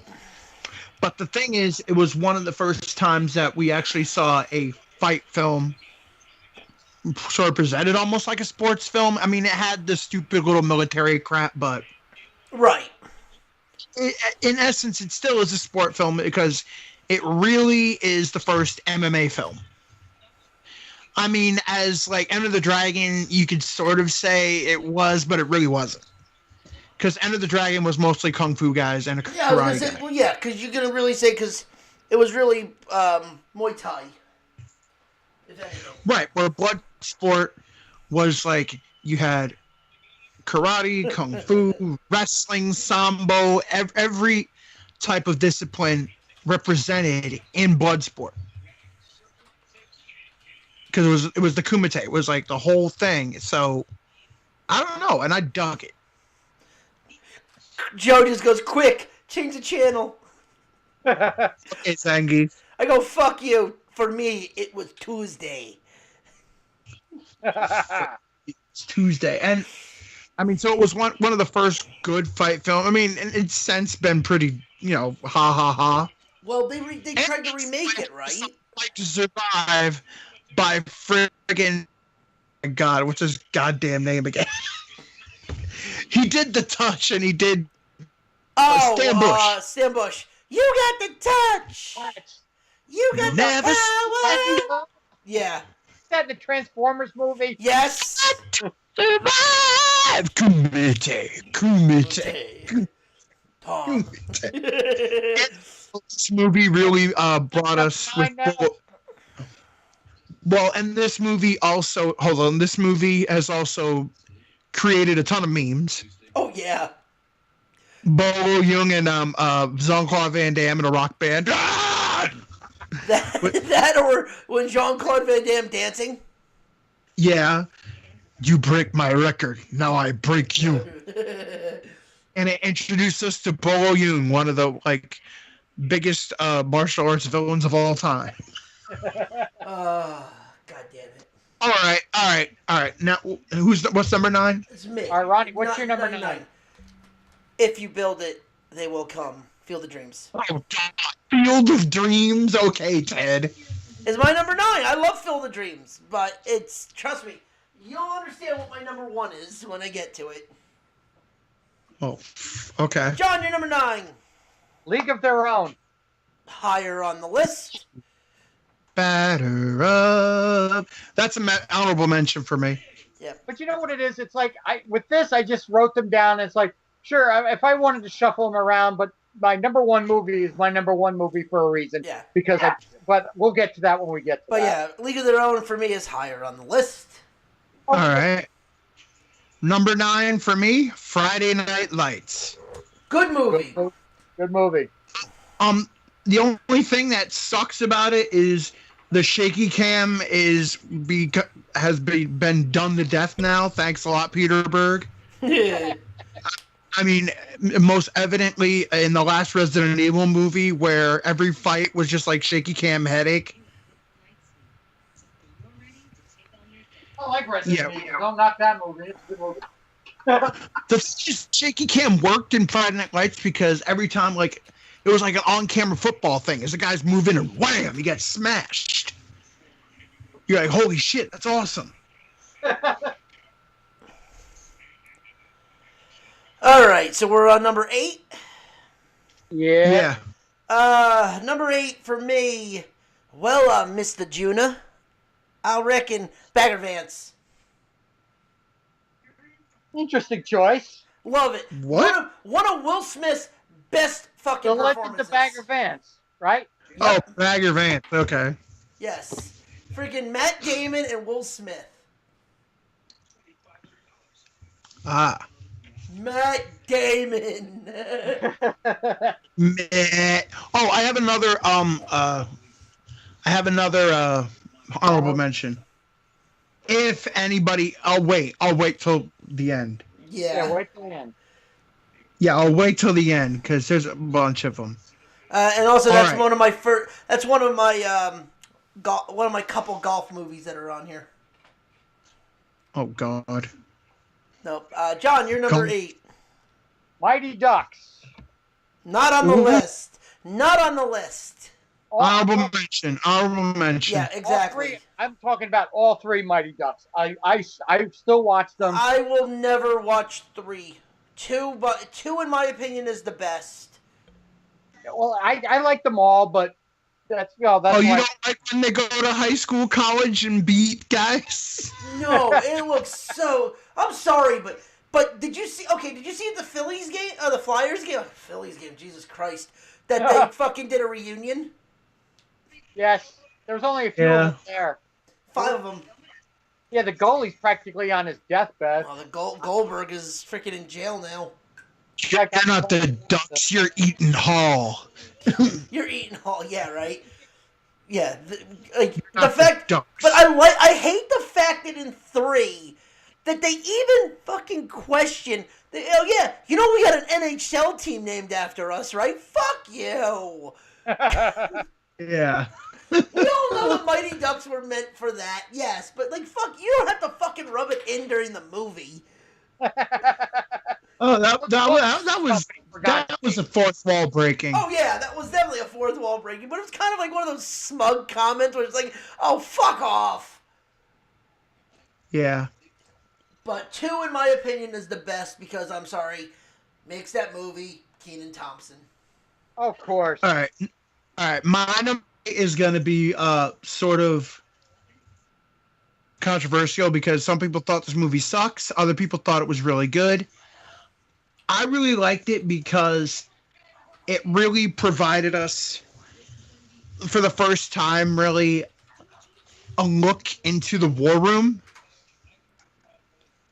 Draft. And I know where you're going with I'm this. talking about Draft Day. Well, Draft. there's a second. Right, there's a second Kevin Costner movie.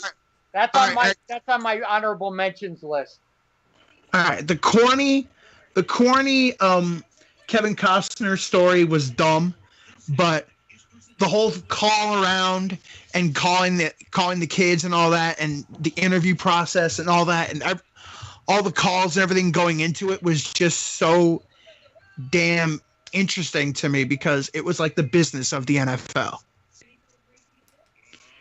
It was the business of, pro football. And it was totally like, even the NFL is like, yeah, that's basically what happens.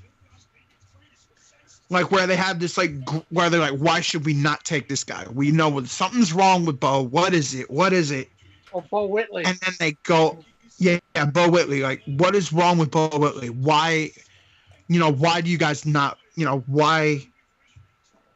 Because, they're like, why this? Why that? And they start looking at like, oh, wait a minute. He's this, he's that, he's egotistical. And, maybe he's not who we want to base our franchise on. And then they end up like getting a draft day steal for a number 1 pick, which is ridiculous. I'm just like, that was pretty cool. Yep. All right. Number 7. My number 7 is about to be remade into a TV sequel because You're Killing Me, Smalls, The Sandlot. Good choice. Oh, yeah.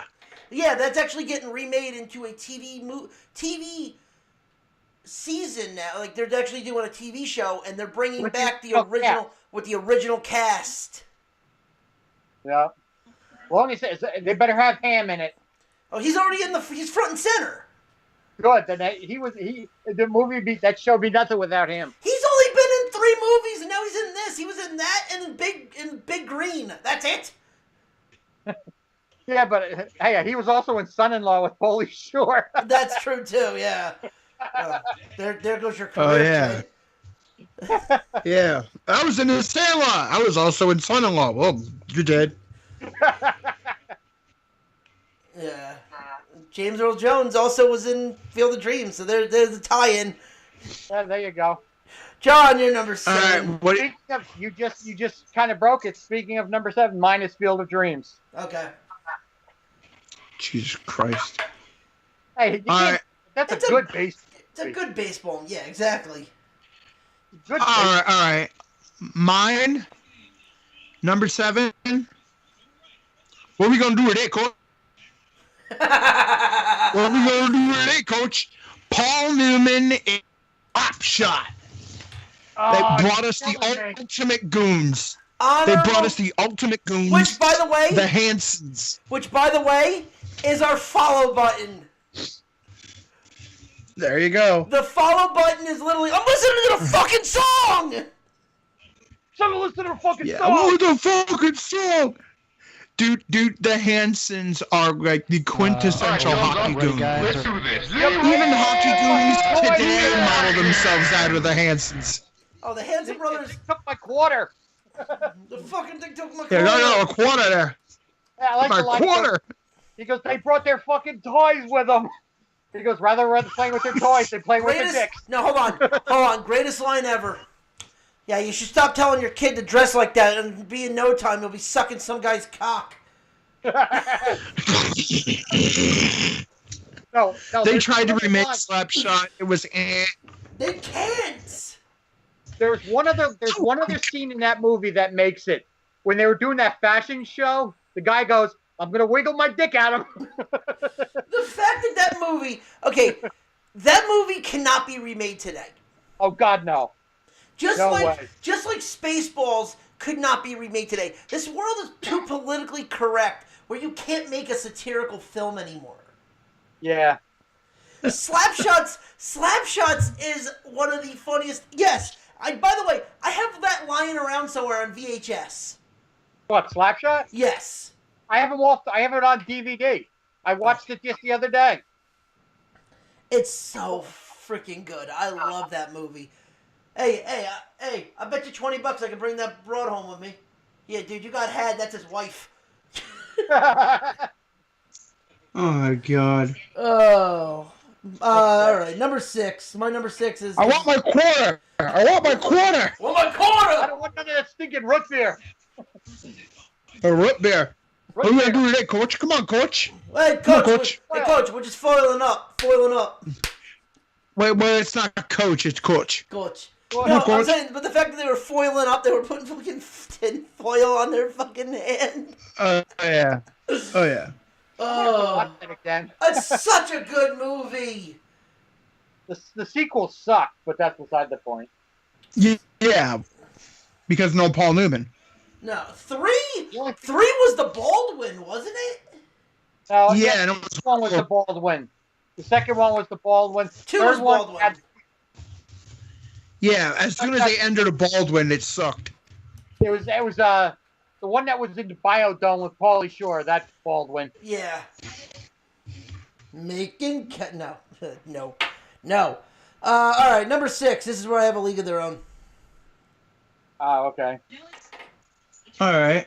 John, I have Rocky on my number 6. which Rocky 1? Just Rocky. Okay. No, Rocky is as a whole. Oh, I just okay. I put them as the whole series of Rocky. That's not even fair, man. Like I said, I didn't put them in. If I had thought about it more, I probably would have put it higher. But my number 1 movie is number 1. It always will be, and always. Oh, trust me. This killed me because there's movies that I left off here that I don't know why I left off here. Oh, trust me. There's other movies that I didn't put on my list too. Trust me. Yeah, Why it because was- series. Oh, like I didn't know I could do a series. If I was gonna do a series, I would have done a freaking series. By the way, Shit.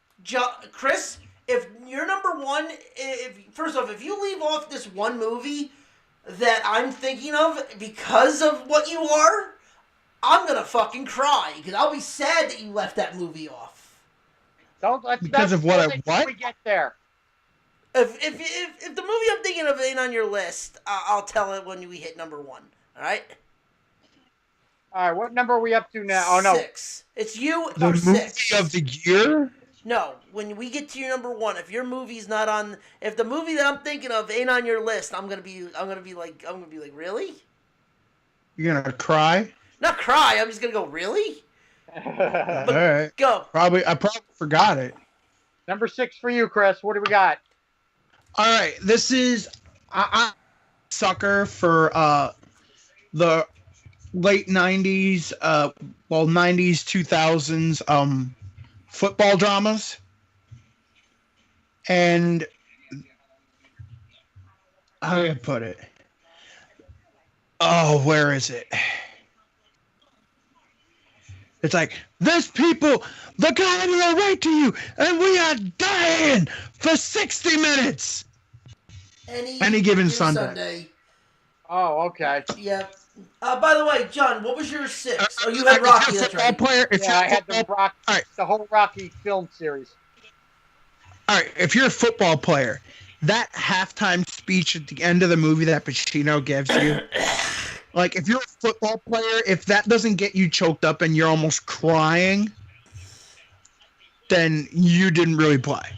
That was played before every game in our locker room. Dude, that was, oh my god. That movie came out when I think I was like 2 years removed from high school playing football. And every time I heard it, every time I watched that movie, especially that part, I just have like memories back of guys in pads taking a knee, listening to the coach, and it's just it gets you choked up. It gets you choked up. It's chilling. Yeah. Yeah. All right, we're at number 5. All right, what do you got, Ronnie? I'm just saying. Yeah. Yeah. Oh, go ahead, Roy. Put it in the water. Yeah, no one's gonna care, but they'll always remember your 12 tin cup. Oh man, that was on my honorable mentions list. Yeah. Oh, Tin Cup is next to fucking Happy Gilmore as one of the greatest fucking golf movies ever. Okay, all right. Oh shit! Honorable mention Happy Gilmore. Number 5 for me. Yes. You just mentioned golf. Caddyshack. Higher on the list. Caddyshack. I'm sorry, that movie. I mean, my top 5 are like my top 5 that I watch on a consistent basis. Hey, But everybody. Caddyshack. Shit! We're gonna get married. Honorable mention for me. What, Caddyshack. Caddyshack? Oh, I bet you get a free bowl of soup with that hat. I mean, come on. Oh my god. Higher on my list. But Oh my god. I feel movie is so bad now. That movie is so quotable. I'm sorry. You could put it anytime that comes on. I don't care what scene it's on. I will stop and I will watch it because you can't get sick. You can never get sick of it. Give me It is 2 that of these. good. Give me 2 of these, 3 of those, or 4 of those, and give me one of Give me a those. bucket of thinking lady cheese. Oh my Pool god. scene was I classic, totally. though. Hey, Oh, it is classic. I just totally forgot it. and then 2 was the drizzling shits. Oh God, that's Jackie Mason. Eh. Jackie Mason is no. 2 was Jackie horrible. Mason and Dan Aykroyd. If I pull it out, will you suck out the poison? Oh, you want me to pull it out and I suck? Yeah, right. All right, Chris, number 5. All right, so I'm gonna have to I'm gonna move Bloodsport down to honorable mention and put Caddyshack at 10. Then All right. I totally forgot Caddyshack. All right, number 5. As I'm watching Jimmy Butler, his headband, karate here. I know some people might not think of it as a sports movie, but The YouTube, It is. The YouTube one made it a fucking YouTube. The YouTube on Cobra Kai made it a sports film. Oh, I know where you're going. the Karate Kid. Oh, definitely. The Yeah. Karate Kid is such. It is a You're the movie I best. will still watch to this day. And the funny thing is, the remake made you long and made anybody watching that shitty Jaden Smith piece of shit movie made anybody go, wait a minute, the Karate Kid with Daniel LaRusso? And thank God Cobra Kai came out because it just renewed everybody's interest in the original Karate Kid and how awesome Here's the thing: of a character. people Because don't realize everybody wanted their Mr. Miyagi. Everybody did. See, here's the Oh, thing: damn people right. don't. Here's the thing: people don't realize that Johnny actually started drinking because of the Jaden Smith film. Let's get that started. Let's get that right.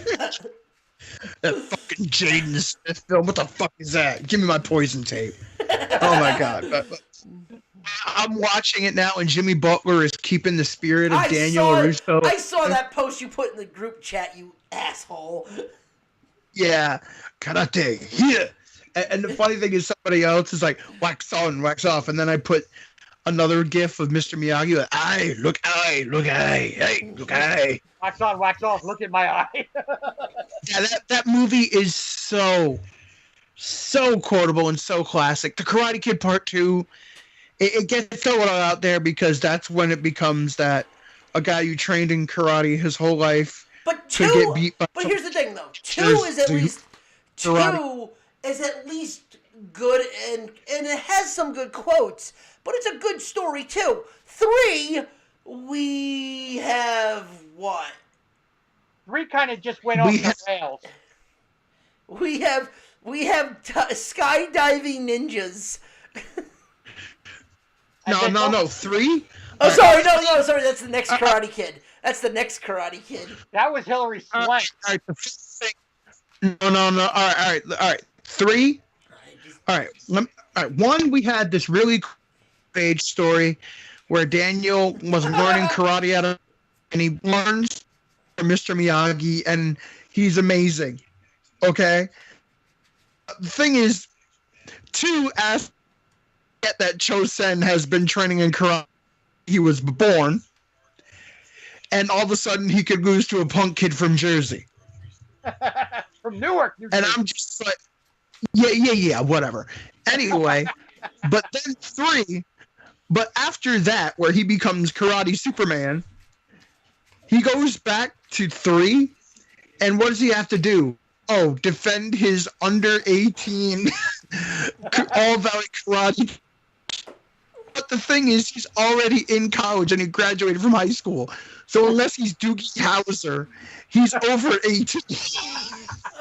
Ladies and gentlemen, if you want to hear the full rant about this, go to iTunes and check out the Trips and Monstar show. And the funny thing is, how did they register Mike Barnes from Texas, who is like 19 or 20, doesn't even go 1-to-1 high school class? Karate's bad boy. And the thing is, like, really, where Terry Silver with Kreese, it reminded me of a comic book villain thing where it's like, we want revenge, so here's what I'll do. I'll become this poor man, supposedly. And then I will gain his trust, supposedly. And I will break him down. And then we will make him defend his title. And I will, the methods of Cobra Kai, he thinks, supposedly.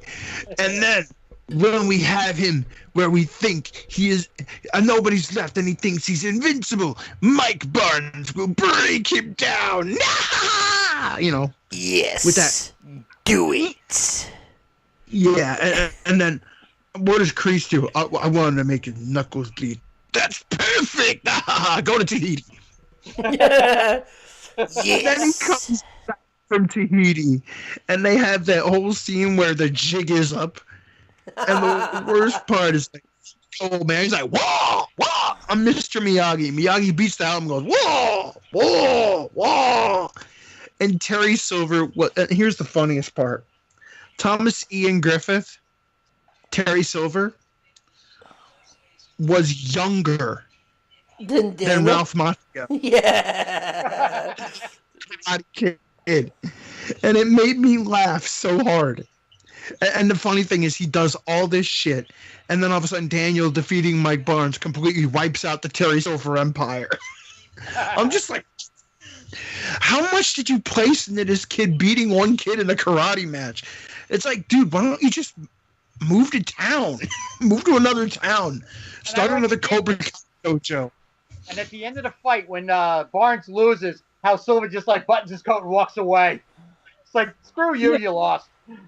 The thing is, I want to know how prestigious is this San Fernando Valley karate title? Apparently very important. Because these dudes, these Cobra Kai guys are all about it. It's like, what? I mean, come on, nationals? When we win this San Fernando Valley tournament, we rule the world! Ha ha ha ha ha! I know, it just made no sense. And that's where 3 screwed up, where Karate Kid 1 was perfect. Yeah. 2 was a little out there. Vendetta, I'm like, all right, whatever. And then 3 became he must defend the title. But all this crazy shit where Mike Barnes is doing felonies. He is committing straight up felonies. I'm like, wait a minute. You can't go to the cops? If you go to the cops, I'll kill you. Wait a minute. That's a felony. That's a threat. It's a threat and a felony. What the fuck? He stole shit, vandalized, threatened to leave a kid down there to die, and his girl to die over a karate tournament. Yeah, that sounds about right. Dude is the inspiration for Rama One Half. This totally was the inspiration for Rama One Half. I don't care what you say. All right. So what are we at? We're at 4? Number 4, yeah. Classic. One was classic, though. One was classic. Oh, 1 was great. My number 4. Forget about the curveball, Ricky. Give him the heater. Major League. Major League.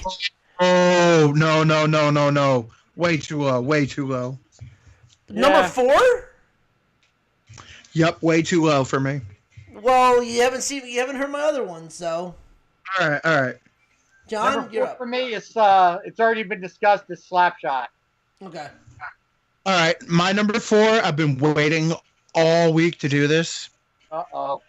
Harper, dun-dun-dun-dun. We got Bryce Harper. Dun-dun-dun-dun. We got Bryce Harper. Yeah, Rocky. Yep.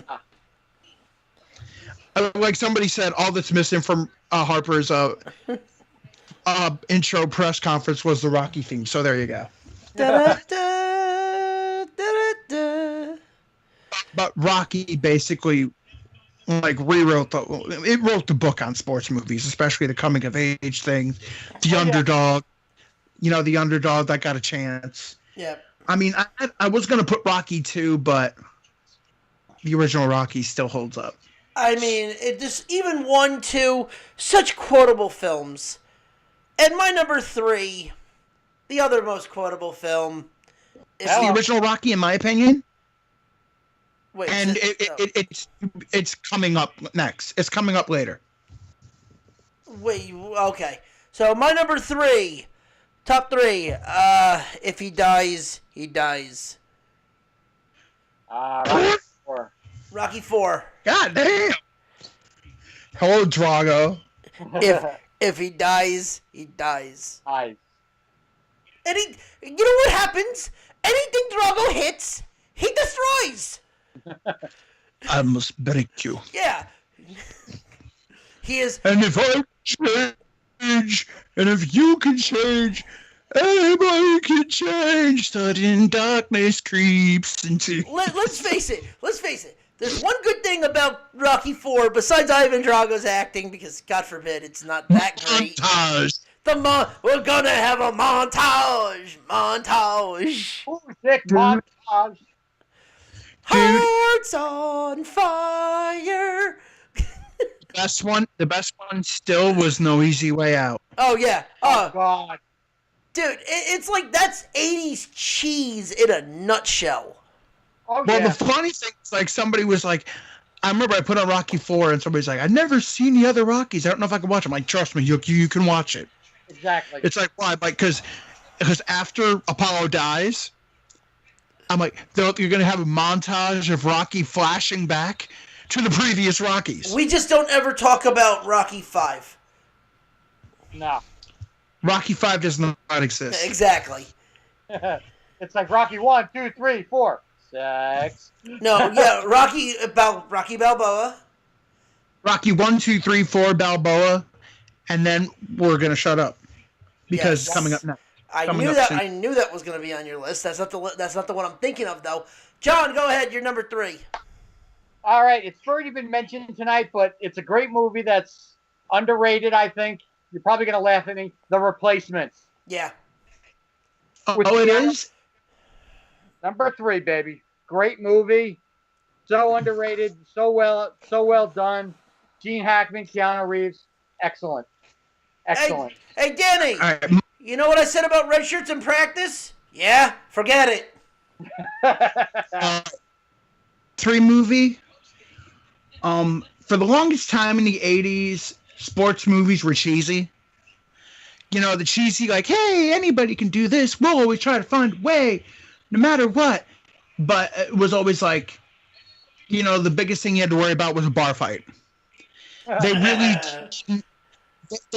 didn't, how can I put it? They really didn't show or really even try to show the realism of the sports world, of the sport they were showing.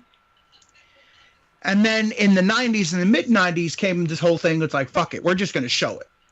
We're just going to show it. And they got, you know, movies got more, quote-unquote, brutal. Yeah. And my number 3 movie,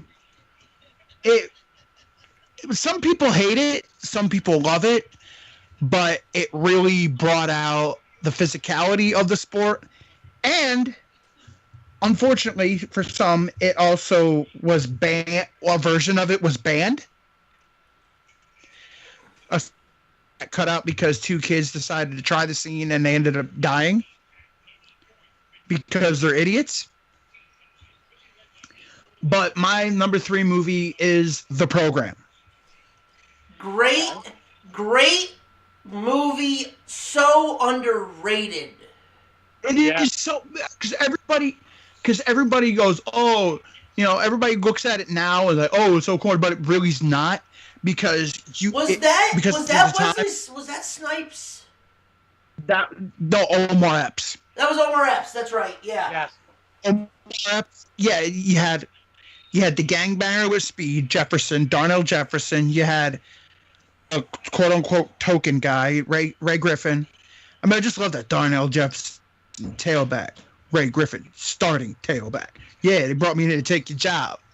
Like, you had the steroid controversy. You had you had the controversy over whether these players. Fucking Latimer, yeah, like they had also like the Alvin Mack thing where it's like players like, I don't need to know all this shit. All I need to know is how to sign an NFL contract, and then he got injured. You had the Heisman hopeful, dealing with the stress of it and the alcoholism. Yeah, you had all these scandals on campus. I mean, all right, Eastern State University had more scandals than probably a decade of Ohio State football. Which I mean, and the funny thing is the model.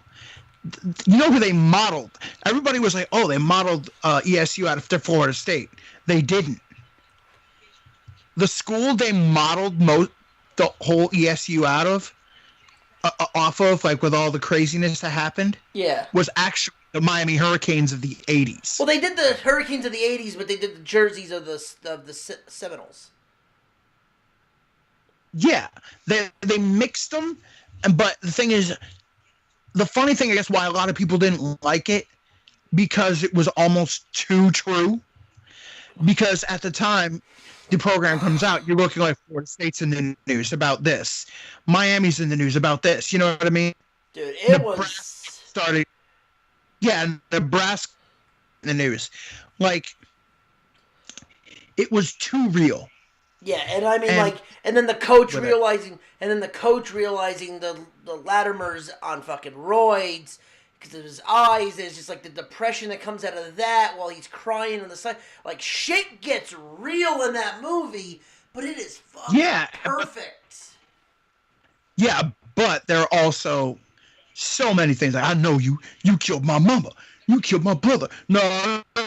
And I didn't do it. Like when he's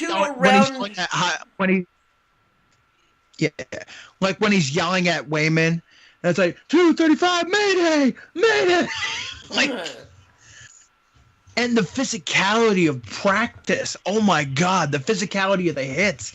You really didn't see that in football movies up until that point. The greatest thing too was oh God, the fucking offensive lineman, freaking big old country boy. Yeah. Get along, little dog. Like, it's like, the fuck? We're running doggies into the end zone. The trail runs right over your ass. Fuck you. You gonna make me my bitch. I'm gonna make you my punk bitch. Like, all that. Like, it was so... But the thing is, where, like, it had your ha-has, it had your drama, but at the same time, it also really captured the brutality of the sport. Yeah. For the first time. It wasn't like, necessary roughness, which is an honorable mention, but it really didn't have... I mean, no football movies at that point really had the brutality of it. I mean, the most brutal thing that happened in The Longest Yard was it the guy? Oh my God, the dude. I forgot the guy's name. The one prisoner's death. Caretaker. Yeah, Caretaker's death, and that wasn't because of a football injury. That was because of a freaking crazy guy. No. I mean, no. Yeah. Okay, you ready for this? The most notable injury in that movie was Jaws' nose getting broken. Right. But where you're seeing guys getting murdered. I mean, get blasted in the program. And then what happens to Alvin Mack when he takes that pulling guard and you just see the it is a great, and it is a very injury in football. underrated.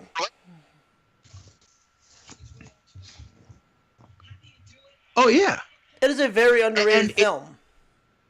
And it really, if anything, it really brought light and brought to light a bunch of things that was happening in the NCAA, and it brought rule changes. Yeah.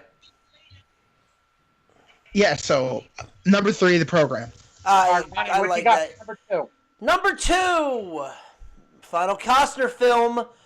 We're going to North Carolina for Bull Durham. Oh, honorable mention. Such a great movie.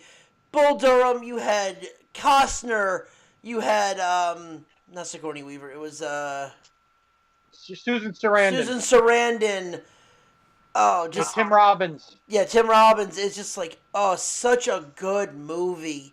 And it also did, and just like the program, it showed minor league baseball in a light that no one knew.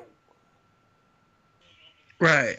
It showed these guys were normal guys. Oh, you didn't want to play. Oh, I can get us a rain delay. Go and break the sprinklers off on to flood the field. Jesus Christ. But it's like, but at the same time, it was that wily veteran that needed to help the younger kids make it to the dance. On the prayer to the show. Later. Yeah, to the show. Yeah. All right, you're number 2, John. All right, I mean, I have a tie for number 2 for me because these 2 movies, I couldn't decide between the 2 of them, so I said, screw it, I'm putting them in there. One of them is a movie called American Flyers with Kevin Costner. Okay. It was I don't know if you ever heard of it. Yeah. And the second, and my other one was Vision Quest for number 2. Those 2 I couldn't split the 2 of them up. My number 1 is my number 1 for a reason, but those 2 I couldn't split them up. Vision Quest and American Flyers. Okay, I think I know what your number 1 is, Chris. And if your number 2 is not what I think it is, then I'm going to be surprised. My number 2, I mentioned before Rocky. Yep. And okay. I feel that there was a movie that they sort of updated the Rocky formula, but it was more relevant because of basically they updated it and they did it smart to the point where you can actually root for the guy in this movie. And they had things that were relevant to today. How Rocky was relevant to the 70s and the 80s, Rocky's really not relevant now. You know what I mean? Yeah. Yep. And I know where you're going with this. This one is, and that is Creed.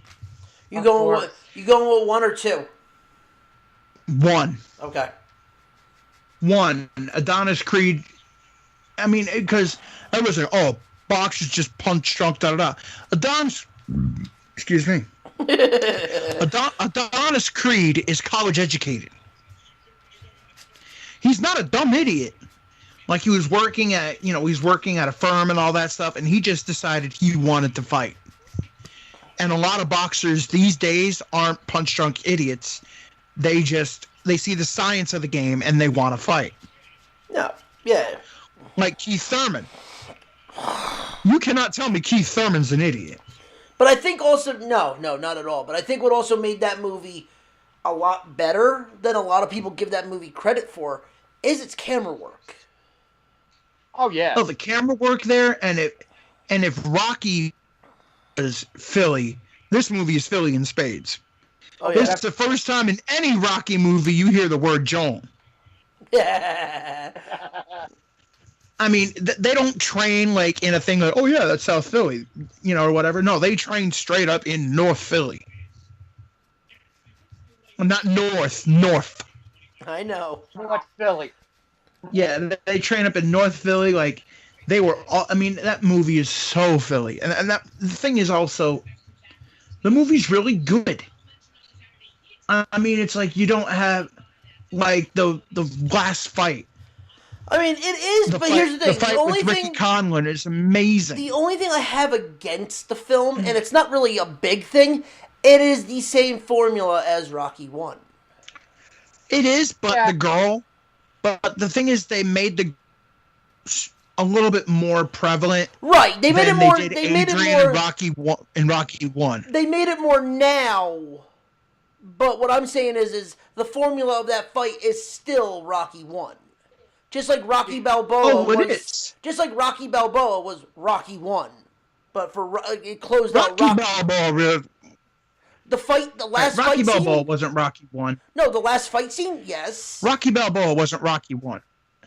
He lost, but the thing is, he lost to like the champ of the world, prime. I'm sorry, a guy pushing 60 isn't gonna beat a guy in his prime. True. Yeah. Yeah, and he said he just wanted to go the wanted one distance more, yeah. one last time. Yeah, I mean, the dude's like in his 60s, and the thing is, that whole thing came out because of the whole thing where it had Tyson versus Ali, who would win. Yeah. That whole like computer thing that came out, it was on ESPN and all that. I remember shit. that when they did the tournament. Which is the one Yeah, where they had that. they play in like every baseball stadium and football game. Was that Rocky Balboa or was that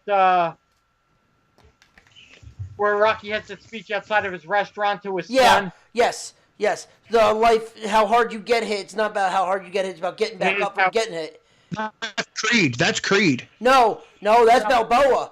That's Balboa when he's talking to his son. Outside the bar, and he goes Outside his restaurant. No matter how life hard hits you, you keep getting up and be willing to take the hits. And That's then he Balboa. said it again. All right, then he said it again in Creed, where it's like, life's not about. Yeah, he getting said hit. He It's didn't not say how what. hard you can get it and keep moving, because Yeah. that's what winning is done. Yeah, That was That's how- Balboa. that was Balboa. He might have said it, but not with that kind of. Also in Creed, Yeah, he said it in Creed. life's not about life's not about how hard you can hit. Life's about how hard you can get hit and keep getting up. Keep moving forward. Yeah, keep moving forward, because that's how winning's done. That's Balboa. Yep. and- That's Balboa, and it's also in Creed. Yeah. Oh well, yeah, I know that, but I'm saying it originated in Balboa. Yeah. That's what we're saying. All right, that is Number my two. number 2. My number one. Caddy from. What is it? Oh, God damn it. Why am I blanking on the fucking speech now? God damn it. Bill Murray. Caddyshack. All right. Hey, everybody. We're going to get laid. Hey, let's all take a shower. Caddyshack is my number one. Okay. My number one, 1976, Bad News Bears. Great Ooh. movie. The original Bad News Bears with Walter Matthau. I don't care what you say. That movie, that I lived the Bad News Bears. Well, maybe not that drastic, but trust me, I played Little League. I remember how that was. We had teams that were like that, the bad team. I identified with that movie so much on so many different levels. When I saw it when I was older, I'm like, I lived this movie. That's why it's number one for me. And I mean, All right, oh, sorry. Continue. Sorry, my apologies. no, but the only thing I wish we had on our team, I wish we had a kid like Tanner on our team, but we didn't have a kid like Tanner. I mean, but damn, that's like, oh, that movie, like I said, it speaks to me in so many different levels that I can't even begin to talk about, but it strikes a chord with me. That's why it's number one for me. That's awesome. Like, all right, my number one movie is a sports movie I will constantly watch and rewatch, and it never gets old. I think it holds up better than any sports movie probably ever, especially in the time it was created. And I've said a lot of 80s movies, 80s sports movies were corny. One really wasn't that corny, and it's my favorite. And it's just a bit outside. Try at the corner and missed. Okay. So you forgot Rudy. That's an honorable mention. for me. Dude. All right, you know why I forgot Rudy? Because as much as I'm a Notre Dame fan and all that, when you've actually met Daniel Rudiger, yeah, he's an asshole. We've been over this. Fuck him. Dude charges like $200 for an autograph. Dude, you were a one hit. You were a one hit, and I really do mean one hit player that had a movie made about you because it was a cool story. But the funny thing is, most of the team didn't like you. They said it so you would shut up.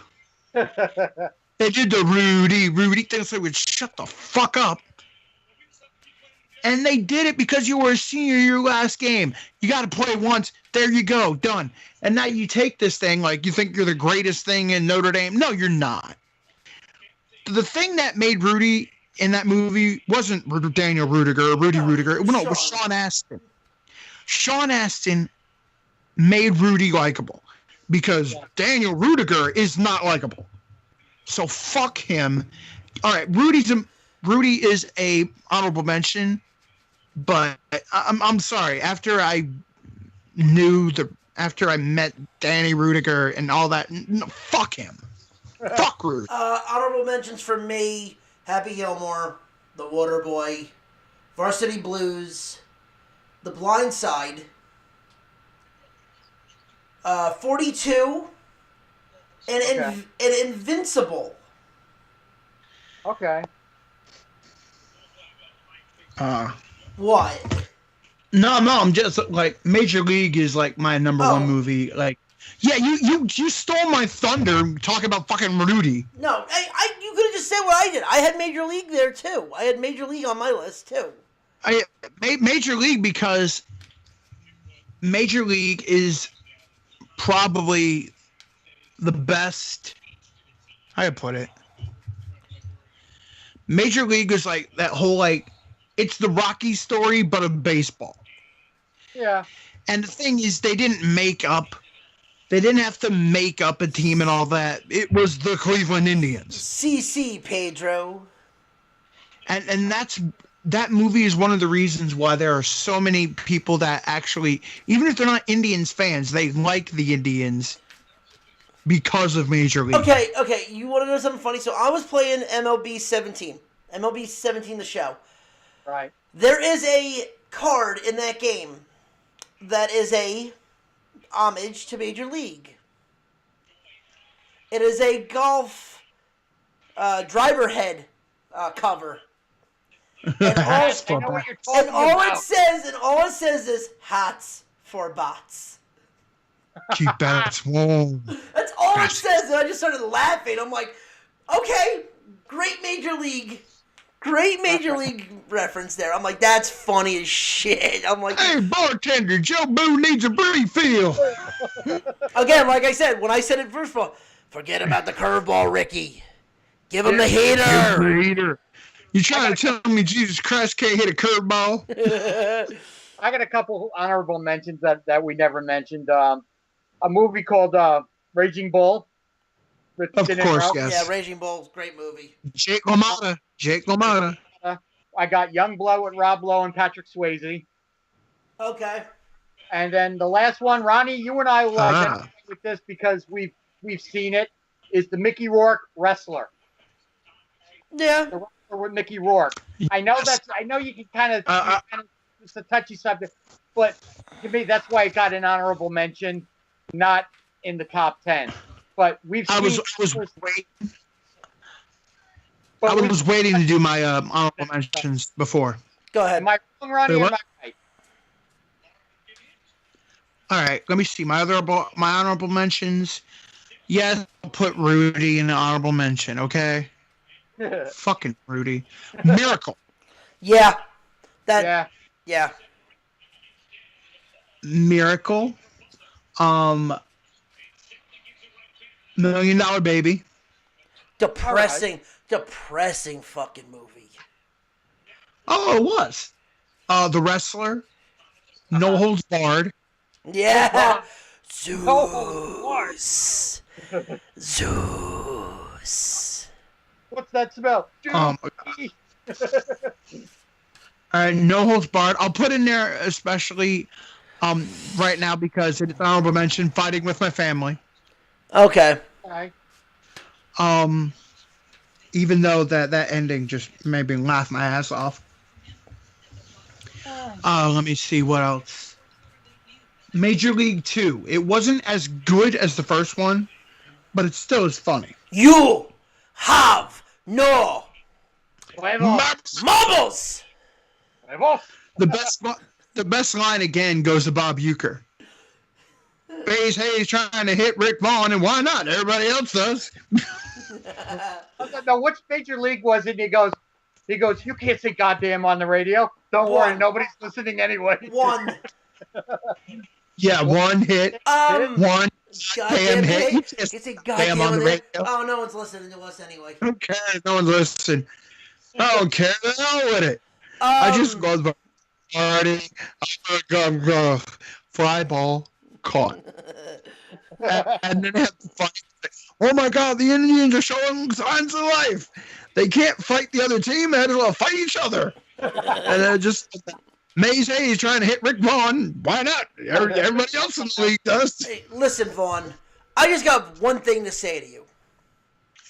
Strike this motherfucker out. Out. You hear the edited for TV version? Yes. It's like, Strike this guy out. No, it's like this really low thing, like, strike this guy out. Just like, You know what? what's funny? The Comedy Work- Central version? Ronnie, you know who's going to be appearing in Somerset this year at a baseball game? Who? Corbin Burnson's going to be at a Patriots game this season. Oh, God. Jadorn! Roger Dorn. No, my favorite thing still is at a 2. You know what? You bitch about cry. You all cry about a hurt leg, or you're complaining about a foul ball, or a heart attack. Who's complaining about a heart attack? Me. Major League 2. It's an arm thing, a leg thing, a spiritual thing, a psychological thing, a heart attack. And then Jake Taylor's like, Who's using a heart attack? yeah, who's doing heart attack? Me. What was the third one called? Back to the Back to the minors, Back to the where they had freaking the guy from Revenge of the Nerds was the Twins manager. Teddy McGinley. Scott Oh, Bakula man. playing a pitcher and a manager. My favorite. Still, let's face it. 1 and 2 have the most quotable. 3, Oh, no one yeah. remembers. No. The other good line too is when Vaughn comes in and he's got the glasses. I hate this fucking song. I hate this fucking song. Holy shit! He's. Oh, sit the hell down. Sit down, George. Whatever his name was. Another honorable mention that we never said for younger kids: Angels in the Outfield. Yeah, I forgot about that.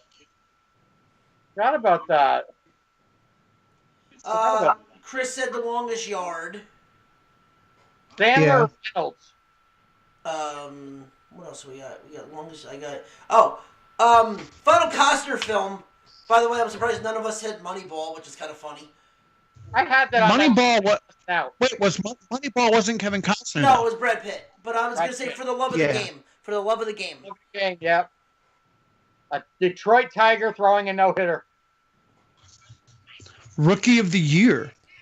Yeah. Oh my God! I The- can't believe none of us mentioned that one. The Scout. The Water Boy. I said The Water Boy. He did say the Woodward. How about this Oh, one? Okay. here's one. Midnight Express. Midnight Express. The Syracuse, not the, what was the guy that came after, God damn it, he was a Syracuse running back. The Express, Ernie Davis. Ernie Davis. Yeah, The Express. Ernie Davis. I'll definitely put that one honorable mention over Rudy, okay? Such a Okay, great, here's another one. such a Okay, go great fucking film. Here's another one nobody mentioned. Ready to Rumble. Because that movie can go burn in a fucking fire. I will you. That movie, Yeah. literally, that movie is the reason we have Jeff Jarrett, David Arquette, and fucking DDP in a triple cage match, and why we had David Arquette as a fucking WCW champion. That movie killed WCW. WCW was on life support at that point anyway. The only good thing I'll say is that David Arquette gave all his money that he got from that show, winning that title, to Brian Pillman's wife. Amen to that. Yep. So, do I have anything else? Any given Sunday, Major League, Bleacher Bums, program Mighty Ducks, Longest Show. Gladiator. What? Gladiator. Yeah. Yeah. Brian Dennehy, Cuba Gooding Jr. Oh, okay, that one. Yeah, okay, yes. Angle in that? Didn't Kurt Angle have a small part in that? I think so. All I remember was like you can't hit the crown of the head, hardest part of the body. Ah! Yeah. All right. Do we have any? I know we're almost going on 2.5. We're actually almost going on 3 hours now. Yeah, we haven't discussed sports yet, really. No. Is there any news that we really need to talk about? No, I think Chris pretty much put it at the beginning of the show when he said Bryce Harper's around. Hold on, Chris. Yeah. Go ahead. I gotta take a bathroom break. You go on about Bryce Harper. No, Bryce Harper's a Philly. Nick Foles retarded because they think that they should have traded. The Eagles should have traded Carson Wentz and kept Nick Foles. Yeah. And then a Foles fan still said, well, maybe they should trade Carson Wentz and get Josh Rosen. I'm like, what? It's like, all right, you nitwits are getting annoying. And I saw some report that Le'Veon Bell wants to come to the Jets. Le'Veon Bell, they don't want him. Yeah, but he wants to. He's been telling people he wants to come here. He wants to come here and he wants to play in New York. Well, another thing also is Lane Johnson just restructured his contract, giving the Eagles, I think, over $8 million under the salary cap. Yeah. So they can do some stuff now. One little piece of baseball news for Yankee fans. All my friends that are Yankee fans right now are panicking because of Severino. That he might be out for the year with shoulder issues. Every fan on my Facebook thing is like they're all freaking out. It's only the second week of spring training. People come in sore. Wait till you have something to cry about, then whine. Okay, so.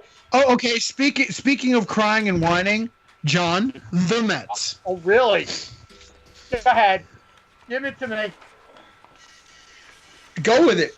No, you said all your Mets are hurt, and you just said Yankees fans. It's only spring training, but the sky was falling for you. Hey, no, I never said the sky was falling. All I said was, it's typical Mets that we get small little injuries and people make a big deal of it. Now, No, let me finish. No, I have a breaking news thing. Sorry, breaking news. Yeah. Bryce Harper played in simulated play today and hit a home run. Thank you. Oh, God. Oh, God. I have the over-unders here for season wins, if anyone would like to hear them. Go for it. Yeah, the Phillies are over under 87. Over. 87, yeah, they're definitely getting over that. The Nats are 88, so they're saying 500. They're going to finish around 500. Nats? 86.5. I think they might go over that. Not by a lot, by maybe 1 or 2 games. But I don't think they'll go any higher than that. If that's the case, then you have almost every team in the NL East over 500. They have so here we go. We have the Marlins are looking at where are they? They're 72. Or no, sorry. There's 63. 63 and a half for the Marlins. The Mets are 86. Nats are 88. The Phillies are Braves. 87.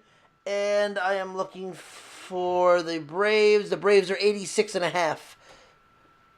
So the Braves and the Mets are pretty much on the same wavelength. For the over-unders, I mean, shit could have changed. I don't know how much it's changed because I got these on Tuesday. Or sorry, these odds were printed out as of 2/25. I was there Tuesday, so this is what's been printed out since then. What's changed, I don't know, because Harper wasn't on the team then. Oh. So I'm going Saturday, so maybe I'll find something. But 3 teams that have the biggest wins right now, the Astros are over under 97. Okay. The Dodgers are 92 and a half. All right. The Yankees are 96, and the Sox are 95. Or sorry, the Yankees or are Red 96 and a half. The Red Sox are 95. Okay. The Stros are not gonna finish with 97 wins. Where are the Cubs finishing in? I'm just curious. 90. 90? A good old 90.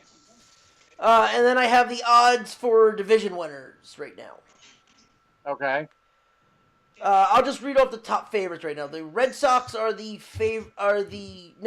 Yankees are the favorites right now to win the AL East by -110.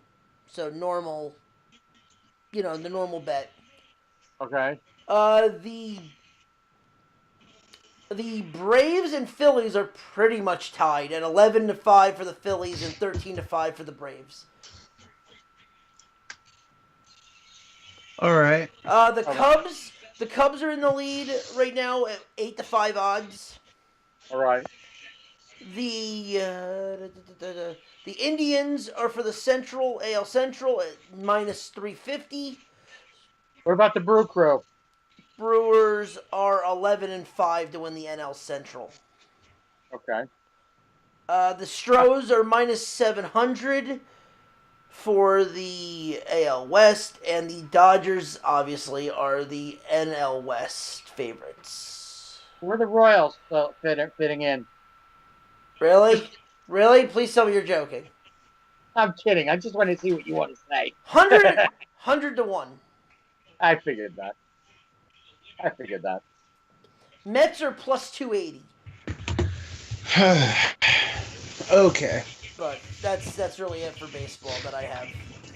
Yeah. All right. So, oh yeah, by the way, I won my parlay with the AAF.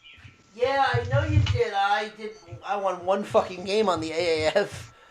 The Iron. Dude, I won them all. I was surprised. I was all worried about Arizona, and then Atlanta decides to win the game. I'm like, yeah. No, how about the fact that the Iron just didn't show up either? Really? Yeah. San Antonio whooped them. Well, they didn't whoop them. They beat them. By a point. Yeah, the Iron were favored by what, like 6.5? 8. Damn, I'm good. I thought it was 7. No, it was 8. See, that was perfect for me because the previous night of getting screwed over by USC to have the AAF basically make me still double the money I put in was happiness.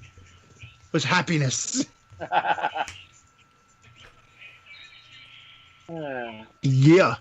All right, so I guess Well, I'm about to pull up the AAF games. I'm seeing seeing if they have anything for the spread right now. All right, and I'm pulling up the card for Fight Night 146. The heavyweights are going. Everything is televised this weekend. Yeah. On AAF spread, I should type in AAF spread. I was just about to do that. Oh, it's on DraftKings. That's right.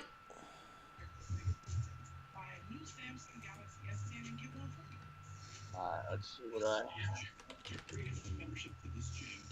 All right. AAF. I'm pulling it up right now. Alrighty. I don't have the odds for the fights. I can I do. log into draft. I do. All right. Well, I'm gonna log into DraftKings anyway and find out.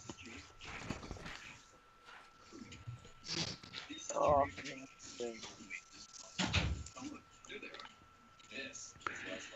Eventually, Pennsylvania will have online sports betting. Soon. yeah, keep dreaming for that. They actually will. Will it really? Yeah, they actually said that.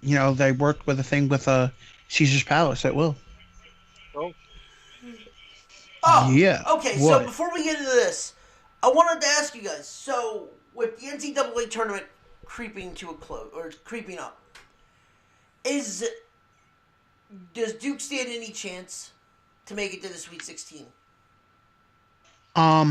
If they get Zion Williamson back, yeah. If they get a decent bracket, yeah. But the way they are right now, no. I mean, they barely squeaked by Wake Forest last night. Yeah. They only won by a point to Wake Forest. I do not have... What the hell? They did not put any games up on DraftKings? What the hell? I got the winner for the national title. That's what they're calling it. Uh-huh.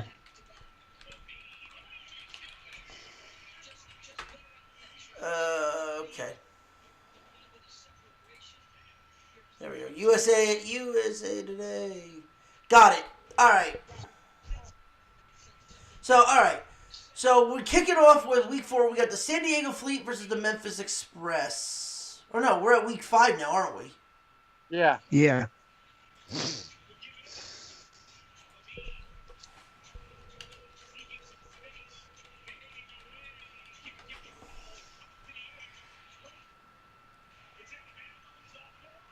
Did they just not put anything up?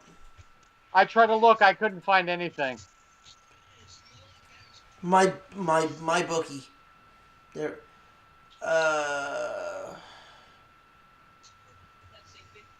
Okay, it looks like I got the games. I don't think the spreads came out yet.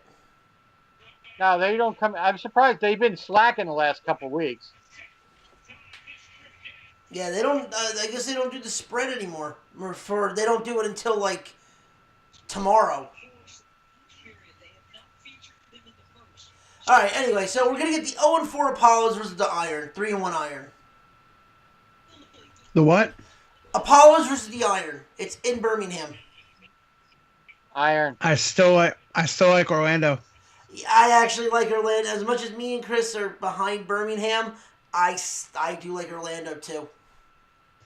I'm gonna say Yeah, Orlando has shown defense. They've shown. What's the spread? Nothing's up yet. All right, I'm sorry, Orlando over. Yeah. There it is, John, just for you.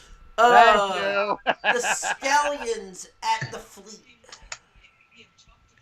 Stallions at the Fleet. This is a tough one I like the because the Fleet have shown life, but the Stallions have been pretty good.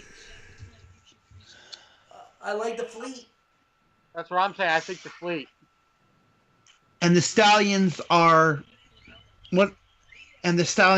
coming off that embarrassment in the snow to the Apollos. Yep. Like that was the big thing for them. Their hometown snowing, like shit. Yeah, I like Salt Lake. Okay. Memphis at Atlanta. Mm-hmm. Both 1-3 teams fighting for staying away from elimination. Pretty much whoever loses this has no chance of making the playoffs. I think Atlanta's got something going in the past 2 weeks and I think they continue to ride momentum, and they're home.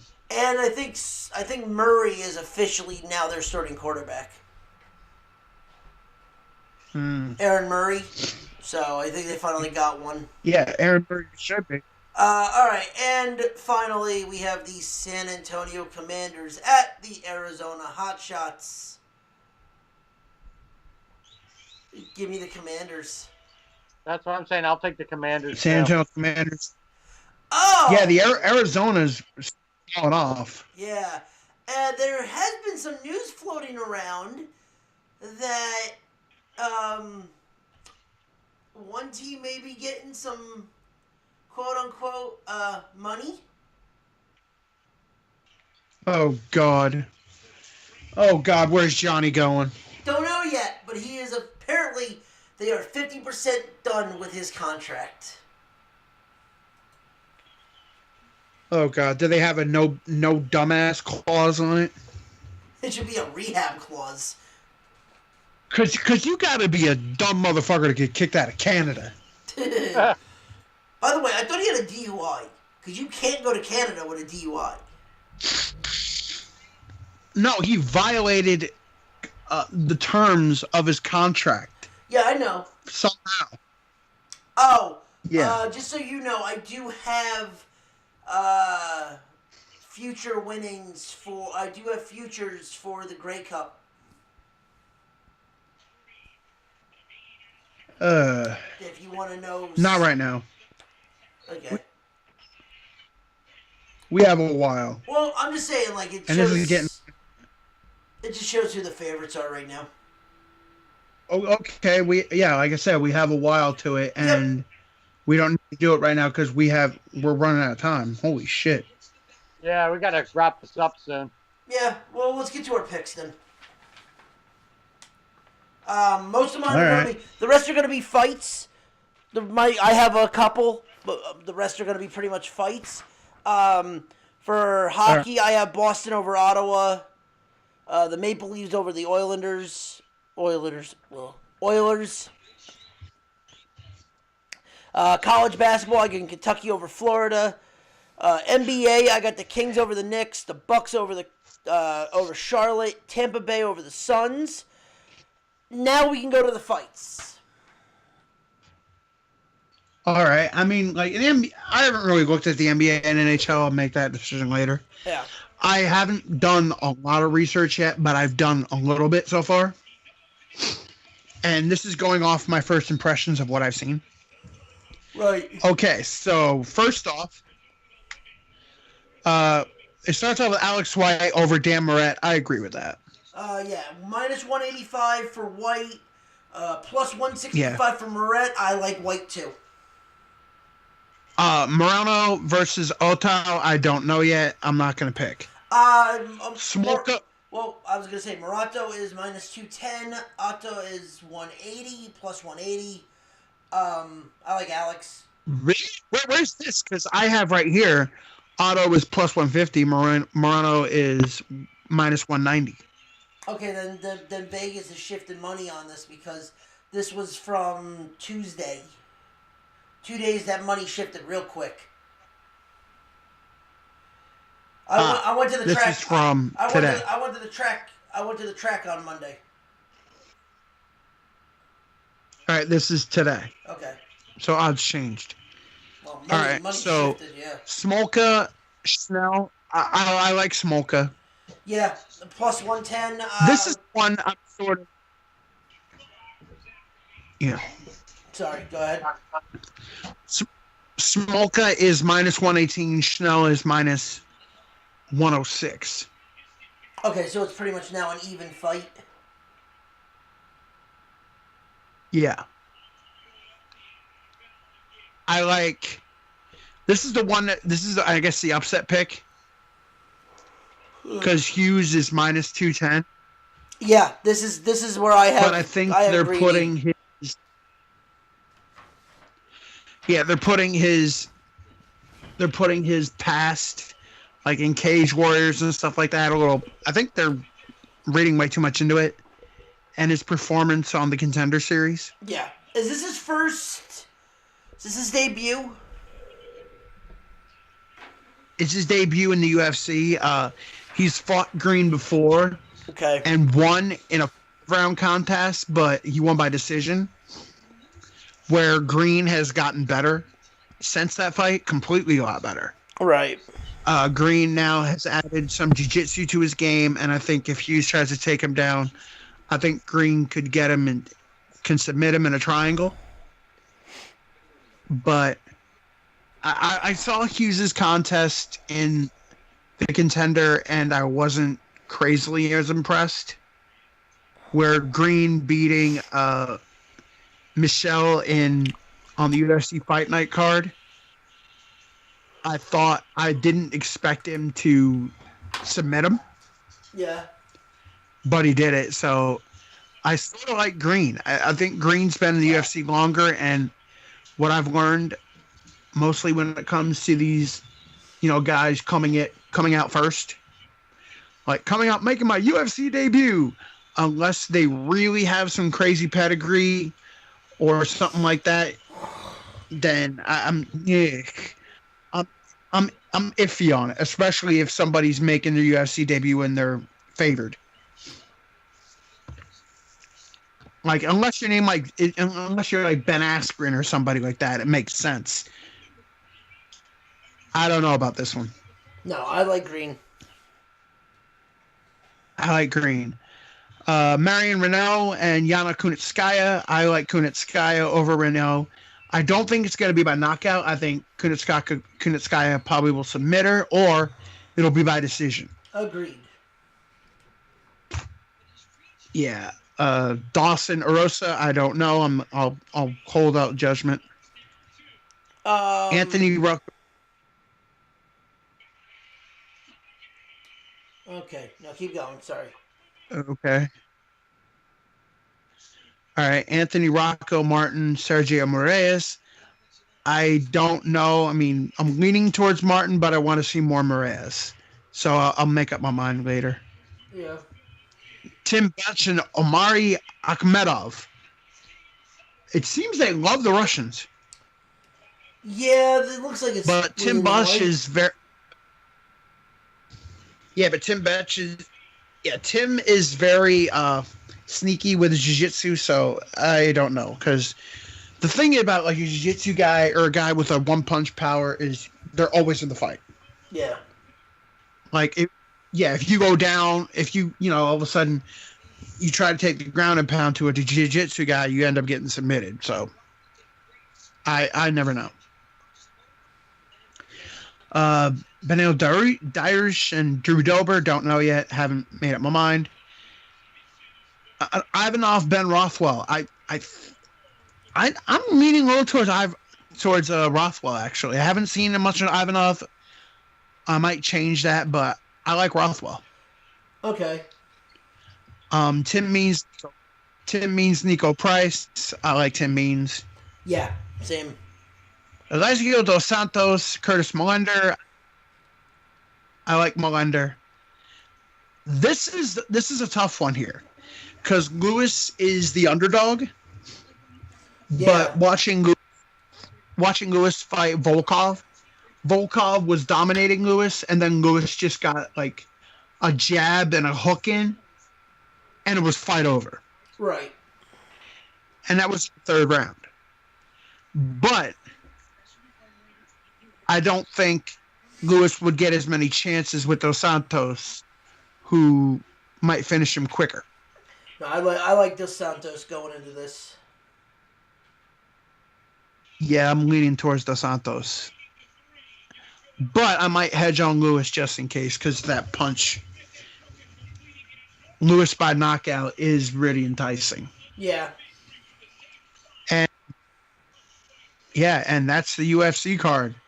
And that is our show. Unless anyone else has anything to add. I'm good. All right, ladies and gentlemen, this was episode 104 of the Nerd Zone on the Nerdport Network. I am F and Ronnie.